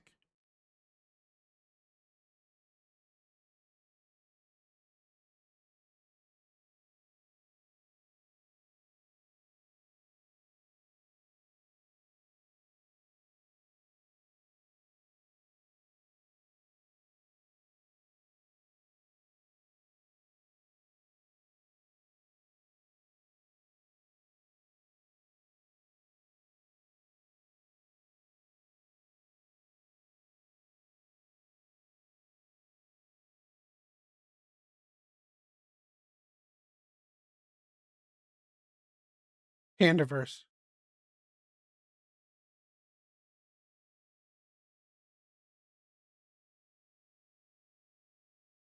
All right, there's another video I wanted to check out.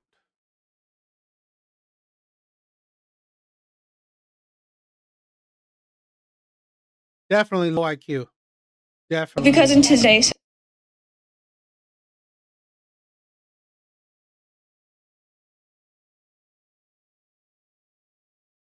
All right, I want to check out this video.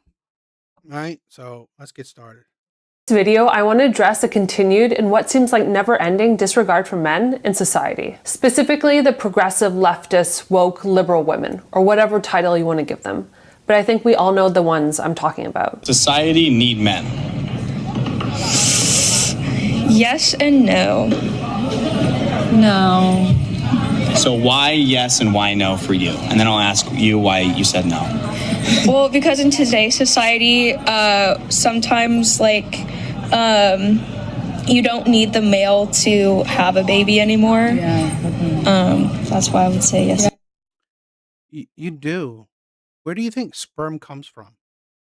It's not magic. Sperm isn't magic. Right?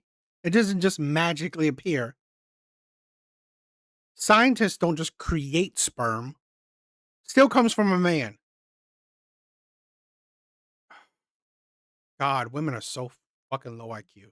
It's not like a moral thing for me. Yeah. I'm like we can exist without men only because new research has been discovered of making egg into sperm, so we can reproduce without men. So it's not like a moral thing. What?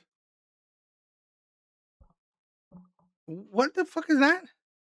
It's more of like if men just died right now, could we survive? Yes, because of the new research that they're doing. Those who think women run the world. What?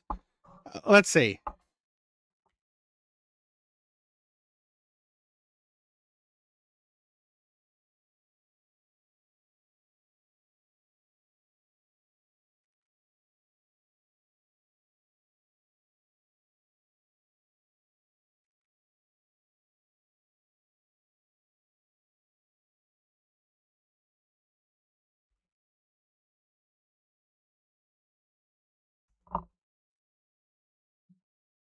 who believe we don't need men, that life is better without men, and that all that men do is cause problems, are violent, and hurt women and society. Every day I see articles like this one, published in New York Magazine, titled, "This economist crunched the numbers and stopped dating men, and has never been happier." Are men really the problem, or perhaps this woman Wow, and you have a boy?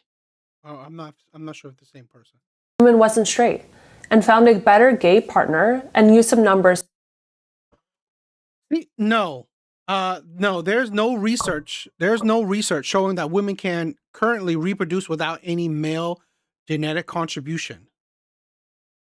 However, related scientific work in the vitro gametogenesis, creating eggs or sperm from stem cells, is advancing rapidly, mostly in mice with early human steps.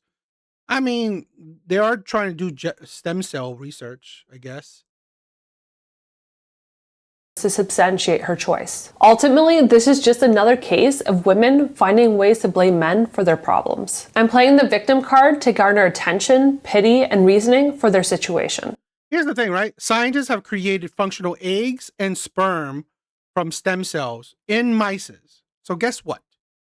That shows you that women can be wiped off. I mean, by her same logic, okay? By her same logic, women can cease to exist and men create. So, but I mean, still, that's early stage, experimentation. As I've said in some of my previous videos, it seems like the only way women know how to elevate themselves is by punching others down. It's sad and disgusting because it's not only hurting men, but also women. It's creating a divide between us, a hate for one another that I think is leading to a loneliness epidemic. It's not natural to humans and is causing an immense number of unintended consequences and destroying society. A recent Gallup poll found that men in the US aged 15 to 34 are amongst the loneliest in the West, with about 25% of men saying they experienced feelings of loneliness in the previous day.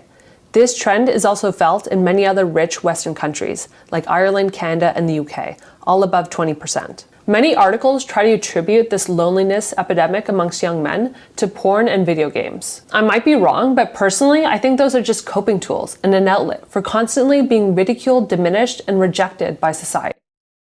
I agree. This is the thing where a lot of men are doing destructive things or very isolating things, right? Very isolating things because they cope with a world that don't like them. This is what a generation of young men are growing up into. Like, you see that feminist video I showed you, where young men are growing up in a world where women are hating on these men, blaming the patriarchy on these men. And that's why a lot of these young men are dejected. It seems like every day there are stories mocking strong men, rejecting the idea that society needs men to function, disparaging the idea of kids needing a father, eliminating male bonding spaces, and Wait, what? Disparaging the surprising reason single moms thrive more than married moms, according to research. What research? I gotta check this.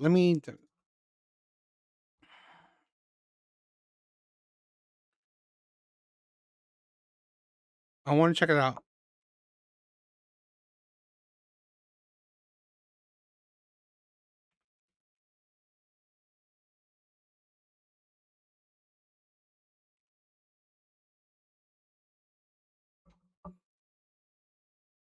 the idea of kids needing a father, eliminating male bonding spaces, and humiliating the idea of men as the protectors, because they are actually the violent predators. I think modern society has wrongly guided men to a place of destitution, to a nowhere land. Okay, no, there's no available research that shows that single mothers are thriving more than married mothers. In fact, the consistent pattern across multiple large studies is the opposite. Married mothers report higher average levels of happiness, life satisfaction, and overall well-being than single unmarried mothers. So I don't know what that stupid article said, but studies don't show it. Research don't show it. I just hate these feminist propaganda. Where their ingrained biological roles as men have been replaced by foreign concepts idealized by spiteful women. It's not normal, and we shouldn't expect men to embrace or tolerate it. If we look back at historical tribal and hunter-gatherer societies, as well as warrior cultures, gender roles often reflected a division of labor shaped by survival needs. Men. This is a thing where feminists can only happen in a first world country. Feminism can only happen in a first world country. This is why the patriarchy was a thing. Because there was a time where you had to hunt, you had to gather, you had to protect, you had to shape and structure and create. Right? You had to create a town, a village, a city, right? A nation. And women aren't creating that. Men have to. Men have to. Men are the ones to create villages, towns, cities, nations, countries. Men are, not women. Show me the society that women created. Men typically engage in high-risk mobile activities such as hunting, raiding, or warfare, while women focus on tasks that ensured community stability, including gathering, food processing, childcare, and maintaining social networks. Although men and women generally cohabited in shared communities, it was common for men to spend extended periods away in all-male groups, pursuing these activities, which not only promoted strong male bonds and hierarchies, but also reinforced their roles as protectors and providers. Within both male and female groups, hierarchies emerged alongside multi-generational structures, enabling elders to impact wisdom, enforce norms, and guide younger members towards their social roles, fostering leadership and community cohesion. Today, especially in Western societies, these communal systems have largely transitioned to isolated nuclear family units, often characterized by minimal interaction with neighbors or extended kin. The traditional world. Oh yeah, the IVF thing is like very, low success rates. Evil Eddie, what is up, my brother? What is up?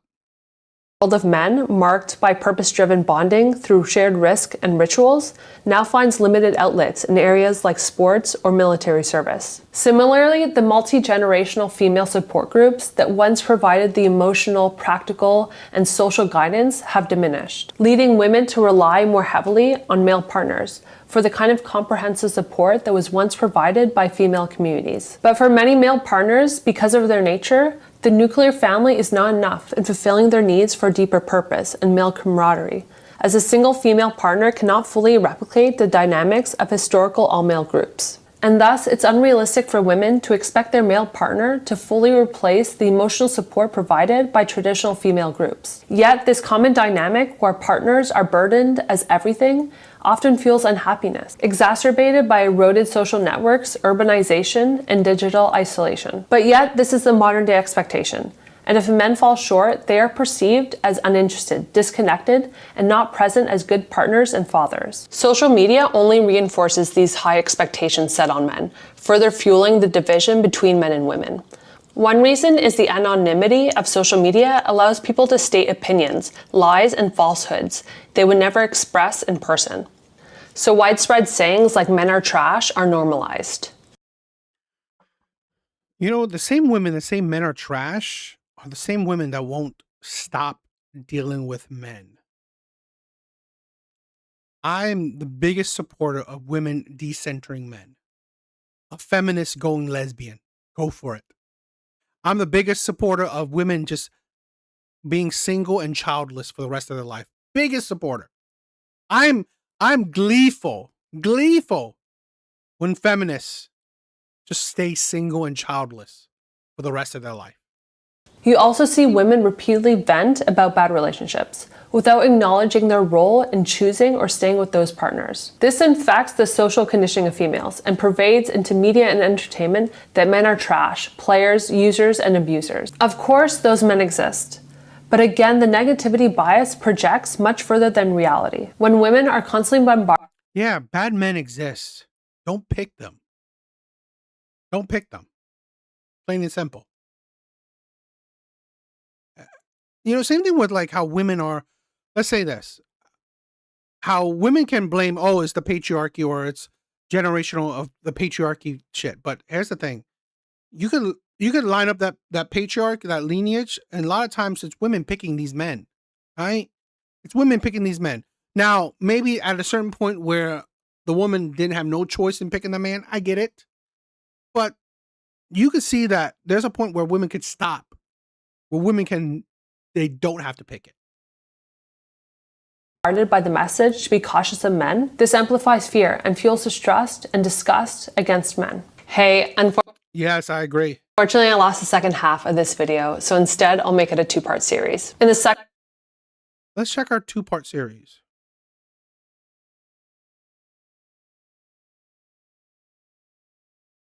They don't want you. Let's check our second part. They don't want you. You actually have to be likable to find someone. The fact that women.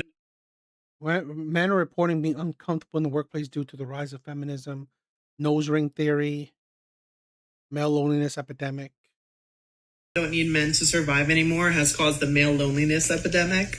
Men had to manufacture a sense of need for their. This is why I do TikTok videos. Right? This is why.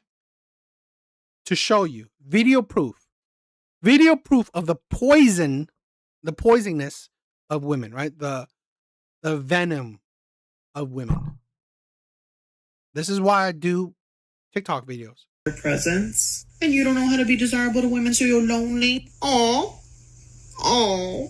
Thoughts and prayers. Are some women so delusional they think they can openly and freely disparage men without consequence? Yes and no. Yes, because they are delusional, but also no, because they live in a social and cultural bubble that reinforces these delusions to a level of normality. They have no idea how the world works and how men are essential to almost every part of their lives. To the food on their plates, to the homes that they live in, to the roads that they drive, to the technology that they use. And Women hate the patriarchy so much, but they won't reject the fruits of the patriarchy. The phone, the clothes, the house, the car, the streets, the infrastructure. You won't reject the patriarchy. To the conception that gave them life. In conjunction with this degradation of men, we've given all the power to women. We've raised women up, as we should, but not to be equals to men, but to levels far above men, telling women we are far superior and don't need men in our lives. This superiority complex leads to sweeping generalizations like believe all women, as if all women are innocent, are always the victims, can do no harm, do not lie, cheat, abuse, or are violent. The media further fuels this narrative, often sentencing men to trial by media, portraying men as the predators and abusers, and should lose their job, be cancelled, and have their lives ruined without even being found guilty of a crime. Some Hollywood celebrities, influencers, podcasters, YouTubers also echo these same sentiments, deepening these narratives throughout society. This mass fight and war against men just drives a wedge between men and women, because it has led men to distance themselves from women out of fear of being falsely accused, mislabeled, and potentially dumped, fired, or cancelled for no reason. The workplace environment has become an HR hotspot, where men aren't willing to be alone in a room with a woman. They censor their conversations around women, and overall just distrust women and question their motivations and intentions. And some men have even checked out of the dating pool, believing the effort isn't worth the cost, because the likelihood of finding a woman who offers an equal exchange of value is unlikely. Now, what many women fail to understand is that they may think they have won by rising above men and making them feel dispensable, but in reality, it only leads to self-destruction. Tell me why every day I go out, looking adorable, tits bouncing, skin glistening, and yet nobody ever hits on me or approaches me. Ever. Oh my God, please. I'll take a construction worker catcall at this point. Please. The same Gallup poll I referred to in part 1, which found that men in the US aged 15 to 34 are amongst the loneliest in the West, also found that the second most lonely group are women aged 35 to 54. It's funny how the headline is about the men, when in reality, women are not too far behind. If I were to speculate, I would say that's why I think it's funny, okay? The time when women were we're so gleeful of the male loneliness epidemic. Guess what? If men are by themselves, you think women are not? Who are women with? Are you just saying because women are with other women? Really? Really? I don't really think so. These women are most likely unmarried, don't have kids, and are working unfulfilling jobs.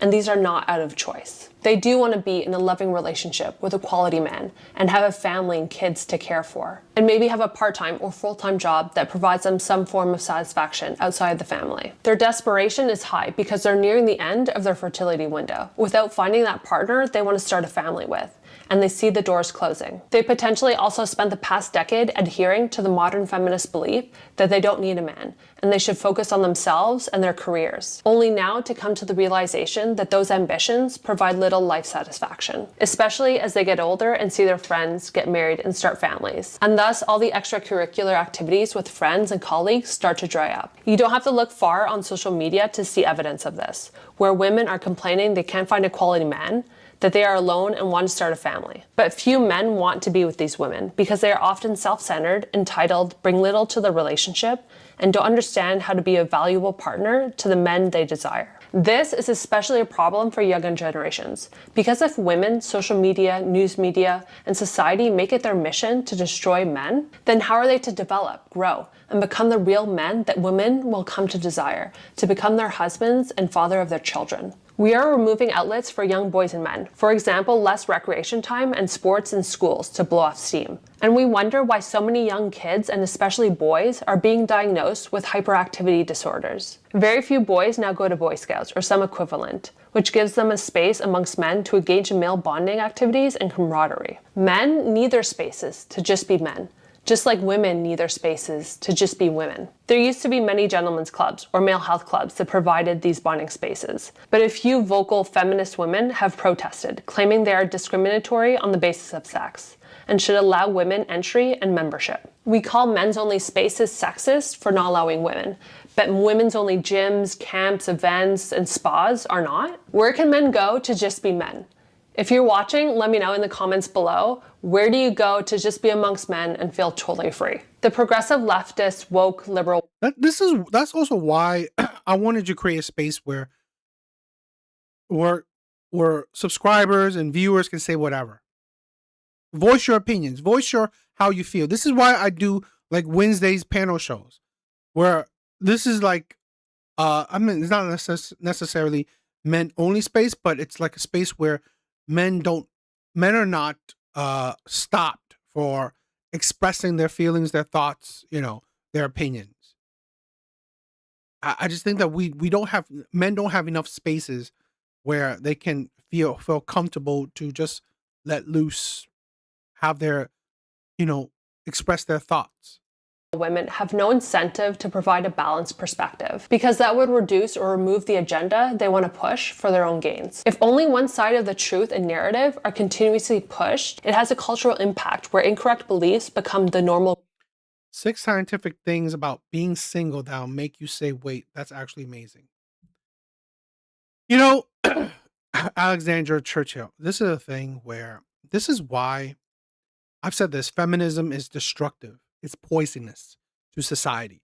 This is why a matriarchy does not, in my opinion, productive. Because when women led society, they promote pretty much stop producing, the extinction of the human species. That is what women would produce. You see the results of feminism.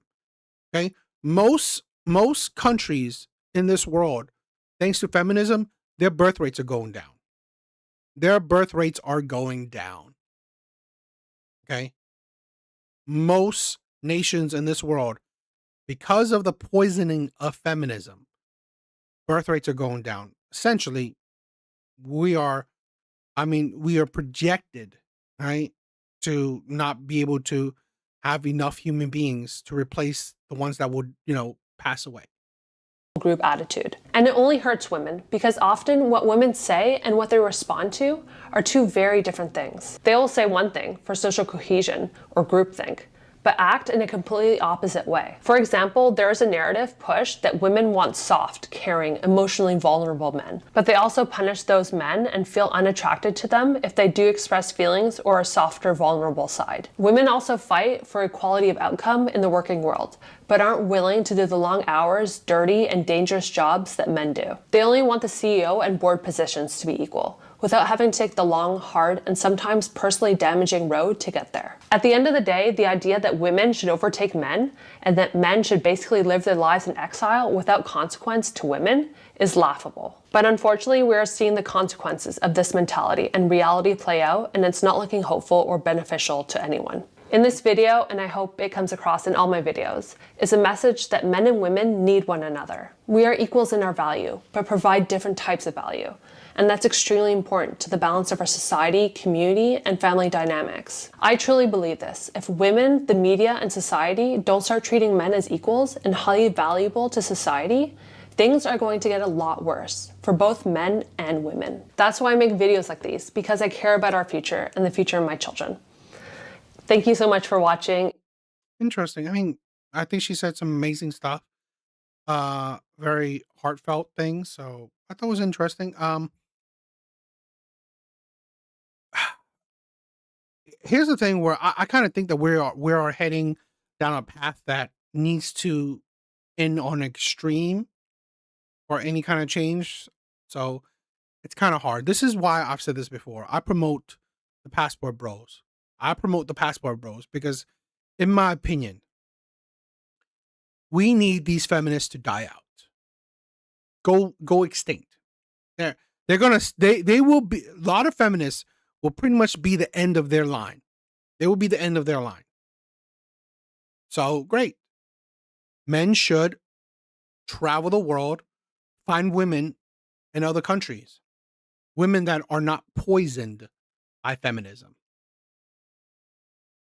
I think that's how we go about it, in my opinion. I don't know. What do you guys think?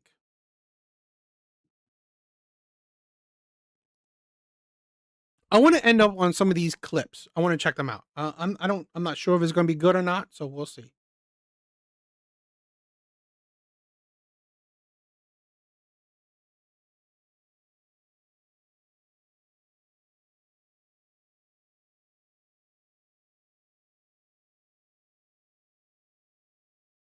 Old school Jordan Peterson is amazing. You said it's a civilizational issue. Mm-hmm. And because free speech is the fundamental principle of Western civilization. Yeah. I mean, the fundamental principle is logos, roughly speaking. Right. And that's part of the Judeo-Christian tradition. And logos is the word that turns chaos into order. Yeah. And logos is the function of our soul. That's one way of thinking about it. The fundamental presupposition of Western civilization is that truth is the best defense against suffering. Right. And that's spoken truth. Right. And it's spoken partly because, well, it's one thing to think. The problem with thinking is that you're blinded by your own biases and preconceptions and ignorance. But when you speak publicly, then people have a chance to engage you in debate and to improve the speech and to craft it and to refine it and make it more accurate and to reach consensus. One of the consequences of this great political correctness, or whatever you want to call it, and people living in fear, is that they don't have honest debate. And Right. Eventually you do reduce yourself to the guys who didn't like the Charlie Hebdo cartoons. You're a half-wit who can't argue against it. And you no longer want to be bothered arguing against it, using words to demolish what they're doing. So all you can do is kick the door down and open fire. Yeah, well, the alternative to negotiation is war. Right. And that happens at the individual level and at the social level. If you can't talk to people, then, and you have a difference of opinion with them, then they're your enemies. And combative speech is the replacement for actual combat. Yeah. And, you know, real speech is very troublesome and difficult because it can unglue people psychologically, you know. But better that than actual violence. or it's partly better that than tyranny and slavery, because Right. those are really the alternatives. Right, right. It's a toss-up which of the sides you Or want. this totalitarian thought control, where the cure is worse than the Yeah, well, disease. I had an interesting example of that when the U of T wrote me the first letter, because they claimed that they had received a lot of letters stating that my comments about the pronouns had contributed to an unsafe environment at the U of T, and that they had received letters from people who had mentioned that they had received hundreds of letters from people supporting me, and also a petition with several thousand slide into the big lie. And I know it has something to do with sins of omission, and that was a really good example, because when they wrote me the letter, they didn't say, we've received opinions on both sides. Far more people had written in support of me than had written to criticize me. And I thought, well, that's institutional corruption. To go back to your civilizational point, because if a University of Toronto professor had been told what you were told in 1957 or 1938, or actually much more recently, he would have assumed he'd woken up in some kind of alternative universe. Well, that's how it feels to me. That it feels like I've woken up in some alternative universe. And and obviously this issue is far greater than the pronoun issue. So my son and I counted newspaper articles about this since the story broke. There's 180 newspaper articles published, and the idea that this is about pronouns is wrong. Specify what an argument is about and at what level it needs to be resolved. But this is definitely an argument between free speech or truth, as Jonathan Truth University, Chicago, I think, was the top for Truth University, and Brown for social justice. It's getting a shorter list, the Truth Universities. Yeah. Well, the thing is too, is that a lot of the dampening of free speech happens invisibly.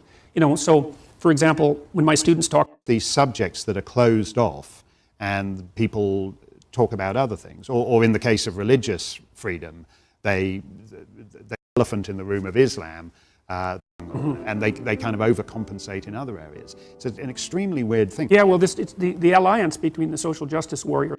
I just wanted to check out what he's gonna say. The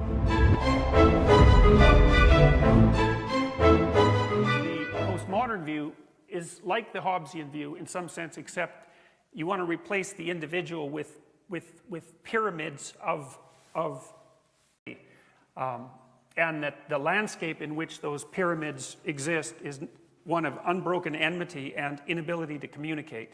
So it's a very dark view as far as I'm concerned. And I think it's fundamentally wrong in many ways. I mean, it's right in that there are groups of people and there is some difficulty in communication between them, and that power is an element in the formation of hierarchies, but you can't reduce hierarchy or group relationship to those premises. It's too simplified, because people also cooperate. We're also not groups. Many of us belong to many groups. So the actual situation is far too complex to reduce it to that degree. Even though you can come up with a good explanatory story if you do so, it doesn't capture the nuances, and they're not just nuances. It doesn't capture the essence. Now, the thing is that when you make the presupposition that the reason that hierarchies exist is because of power, then essentially what you do is turn every hierarchy into a tyranny. And so if there is a hierarchy... This is why women can't grasp the concept of patriarchy. Right? Because hierarchy, right? Women don't really understand or like or can truly comprehend the concept of hierarchy. Okay? Like structure. They can't understand the structure that men created. Okay? This is why women also have a problem with leadership. Women like to do things egalitarian, like where supposedly all equals. Okay? Supposedly there's no one leading no one. You're all I don't know, very collective mindset, hive mindset. Okay? It's faulty in my opinion. Then you assume it's a tyranny. Well, that's really the patriarchy. The patriarchy is hierarchy assumed as tyranny. And that's also just not true, except in pathological hierarchies. So, for example, we know from the psychological literature that the best predictors of long-term life success are intelligence and conscientiousness, in Western countries at least. And, well, that's what you'd hope for, right? You'd more or less, if you wanted even to set up a society, even if you weren't particularly smart or hardworking, you might want to set up a society where intelligence and hard work were good predictors of success, because then the people who were smart and hardworking would produce a bunch of things that you could have if you could trade for them. And of course, that is actually the situation that most of us are in. So, and of course, the other thing about people who believe that hierarchies in the West are only composed of power and tyranny is that their own actions belie that, because whenever they make a decision to interact with that hierarchy, they attempt or to make a purchase or to make a trade, let's say, or to obtain a service of any importance, let's say a medical service, they're going to definitely act as if there are less and more competent people within that hierarchy and seek out the ones that are more competent, obviously, which you don't do. If the hierarchy is only composed of tyranny and power, there's no point in looking for competence.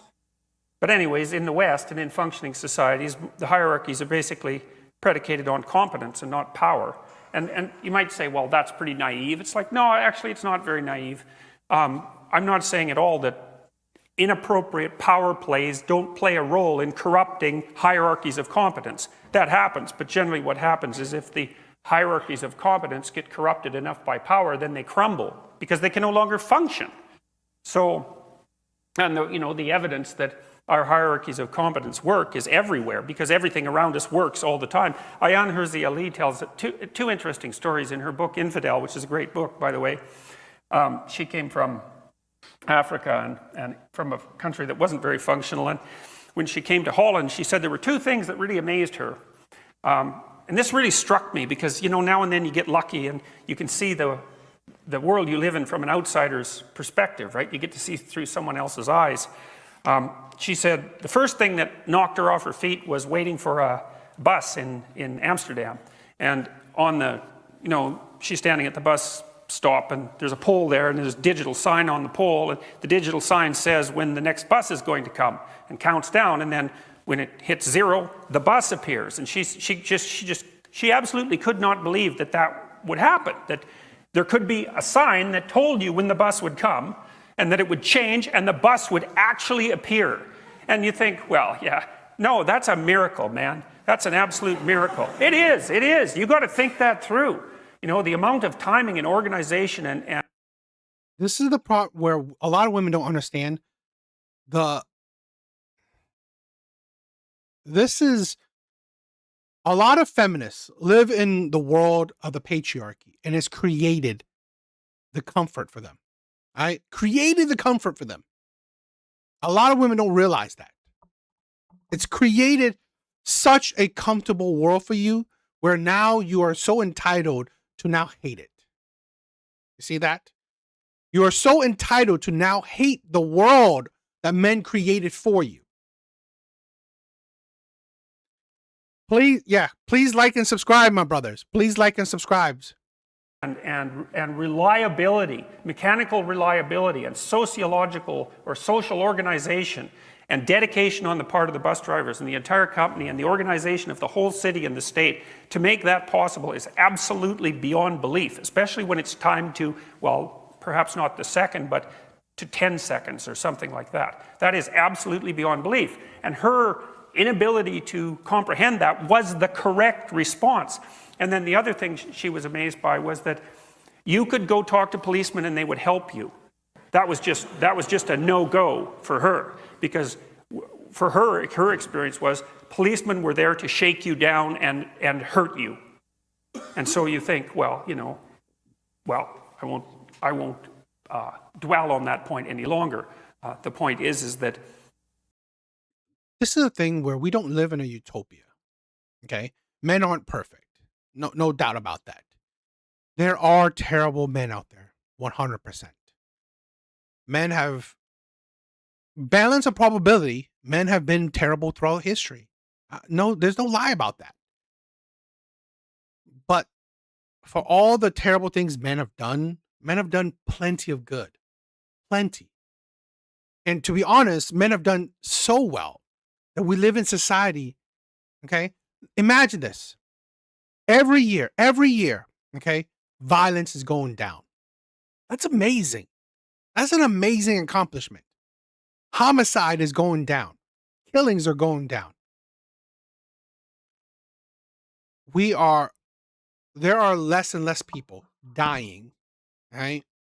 From, you know, getting killed or certain things, right? We are, it's like we've created, you know, we advanced the technology so much where, you know, birth deaths are very small, right?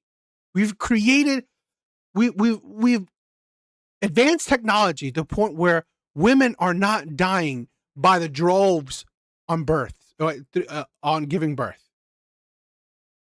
We've created society where we've done so much, and yet women only see the bad. It's absolutely ridiculous, blind, to make the assumption that the hierarchies in functioning Western democracies are fundamentally predicated on power and tyranny.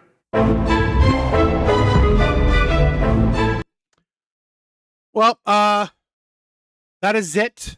I just want to check on some, you know, thoughts with Jordan Peterson, what his thoughts and stuff like that. I've always believed that I hate how people want to shit on men while live in a society that you are enjoying thanks to men. I always hate that. Locke, what is up? What is up? That's because feminism is based on hate. 100%. 100%. Right? Feminism is based on hate, a misery, and just all around negative crap. 100%.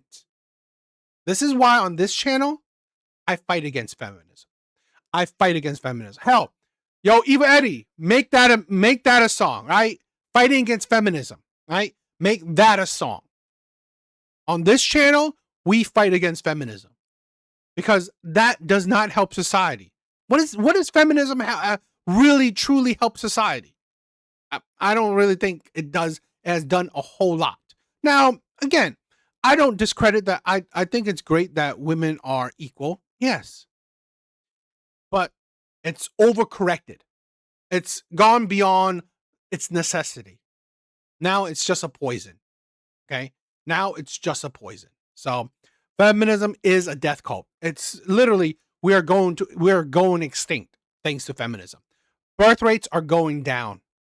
Birth rates are going down. We are in almost like a gender war thanks to feminism. If you can name one thing that feminism has benefited the world, I'll give you the intergalactic space penny. Exactly. It hasn't. It hasn't. This is why you see this, right? Why do you only see feminism in first world countries? Why? Because men have shaped the world so well, now women can complain about it. Great. Right? Thanks to men's the advancements, thanks to men, now women can just complain more. Amazing shit. Amazing stuff right there. So I never cared for it, but you know, it is what it is. But this is why I said on this channel, we fight against feminism. We talk about it. We point out the poison that it is. Right? It's not just the birth rates. It's the rise in psychotic meds. Oh, exactly. Exhaustion, entitlement, freaking hate. Exactly. The Lindsay Clancy shit. The Lindsay Clancy shit. All right. You know, the mental instability. All right. All feminism. Right. The love of a woman that has killed 3 of her kids. The support of a woman that killed 3 of her kids. Exactly. And I think the whole boys with like the huge amount of boys with ADHD, I think that's a result of feminism as well. It's to brainwash women into thinking that gainful employment makes them better than everyone else. Exactly. As if having a job is somehow makes you worthy of a ticker tape. Exactly. Yo, Locke. Man is spitting facts. Man is spitting facts. And if you're not deleting the kids, they're all alienating them or altering them. I'm sorry. How many cases we're seeing that these young boys are becoming gay or trans? Women are altering these young boys. Women are altering them. Women are doing it. Women are trying to turn young boys into gays or or trans or feminists or whatever. Right? Women are destroying generations of young boys. 100%. Guys spitting facts. I love it. Like, I couldn't agree even more. Everything this guy's saying, 100% on board, I agree with. Crazy ass stuff. I love it. 100% agree. It's some crazy shit out there. All right? Some crazy, crazy stuff. But guys, that is it. Locke, thank you for the gems you put. Thank you for the gems. I love it. Exactly 100% agree with you. All right? Evil Eddie, my brother, that is it for tonight. Laughing Man, Omni, I love you guys. Big Bars. I've been making content for 3 freaking years, and the stuff I've seen is equal parts terrifying and hilarious. Love it. Great. Totally agree. I totally agree, my brother. All right? You're putting out some gems. Things you're saying, absolutely amazing stuff. Thank you for the love. Thank you for stopping by, my brothers. Guys, that is it. Later, guys. That's it for tonight. Brent. Later, my brother. Love your stuff. Later, guys.